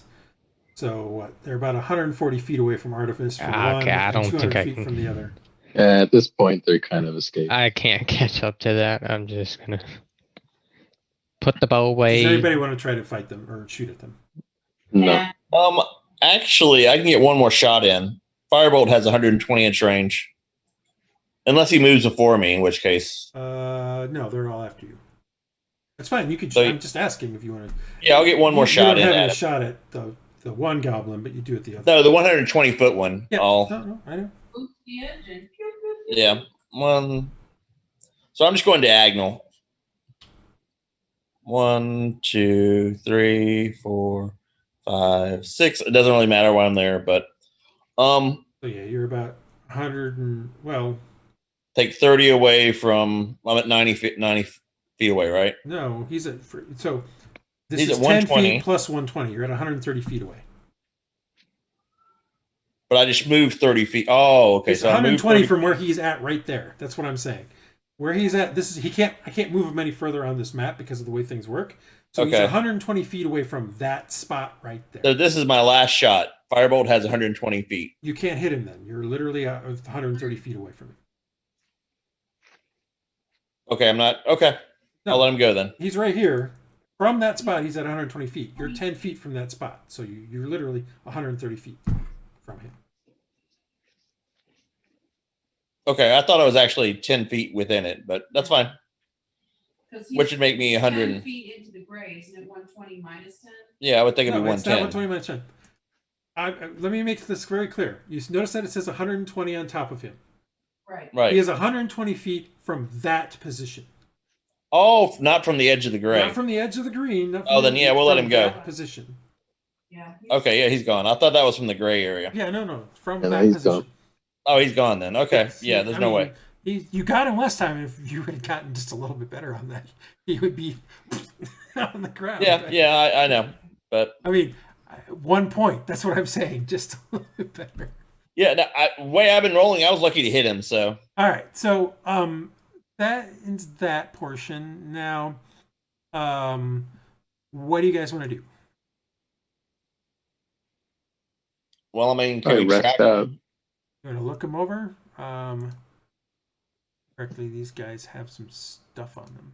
Ask Bond, should we track them right now? Was there still panic? Maybe they'll go back to their hideout or their Jan is like, yeah, they're probably going to go back there, but I mean, we're not going to catch up to him. He's just going to let us know we're coming. Okay. Let's search the bodies. All right, so the first hill goblin you search has some rations on him. He has 2 rations on him. These guys I have random tables on them for. Is anybody writing this down? If there's anything good. And then I really should have done this better. You guys got one of the archers. So let me get the archer next. Oh, you killed 2 warriors. So let's get the warriors first. That'll be easier. And then you killed an archer. And then you killed. Let's see. I put out 4 hill goblins. So I've already given you 1 of them. So 2 more hill goblins. All right, here we go. We roll up stuff. All right, so for the 1 archer you killed, on him you find a goblin trinket. Just means some little bitty thing, like some, maybe some spider leg or something like that. Yeah. Nothing worth anything. Yep. On the warriors, on the first warrior, you find a tattered coin purse containing 17 copper pieces and 3 silver pieces. Woohoo! And on the other one, you find a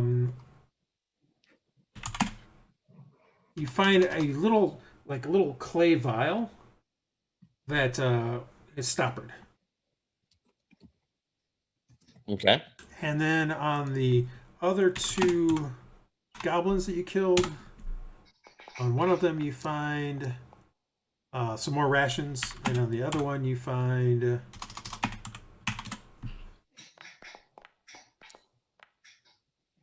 a coin purse with 10 copper pieces. They're goblins. So 27 copper net and 3 silver. Yep, 3 silver.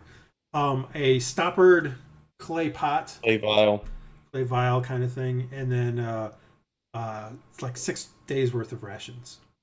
Of like beef jerky, cheese, that kind of stuff, stale bread, that kind of thing. You find on those guys. Okay.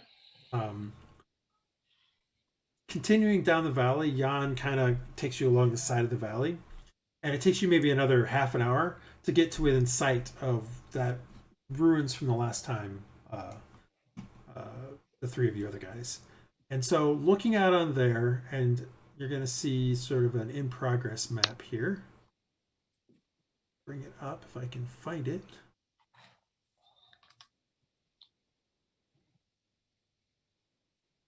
None of you have. Oops. Yeah, you shouldn't be able to see that. I really should take away him as a thing, but that's okay. Let me put you guys into the map enough so you can see what's going on. You shouldn't be able to see Halton, but you can because he's a thing that you guys know. So I'll have to remove that here later. So I'm going to put you here. You're not this close, but you can see what's going on. So let me kind of put you guys on here. And Silva and Jan. And why are you not showing anything up in here? Because what's going on? I'm just going to show you this, and then that'll be the. Why are you not seeing anything? I see stuff in the bottom corner.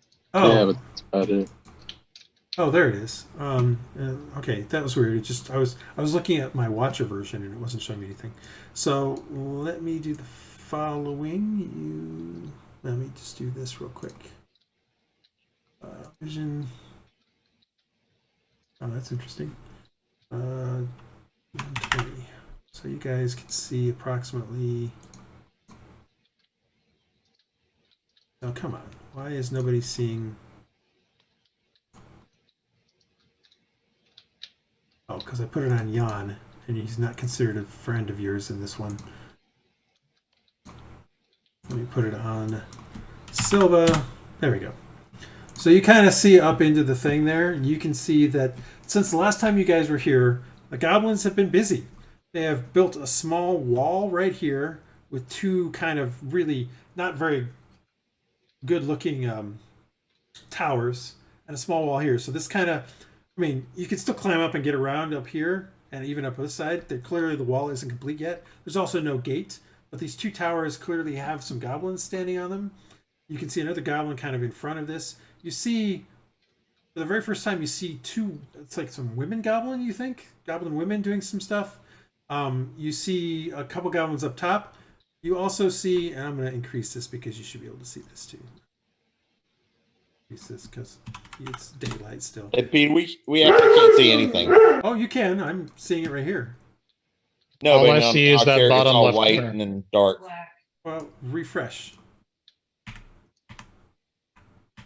Oh, because it's only Silva can see it. That's why I'm not. I have to increase all of you guys to the same vision length, which is just dumb.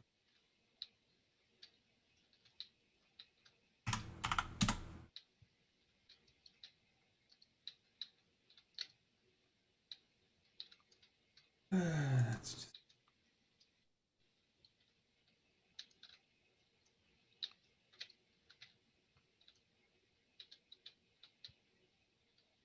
Who haven't I increased yet?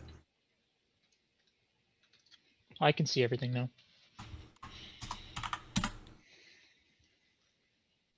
I need to refresh my thing real quick.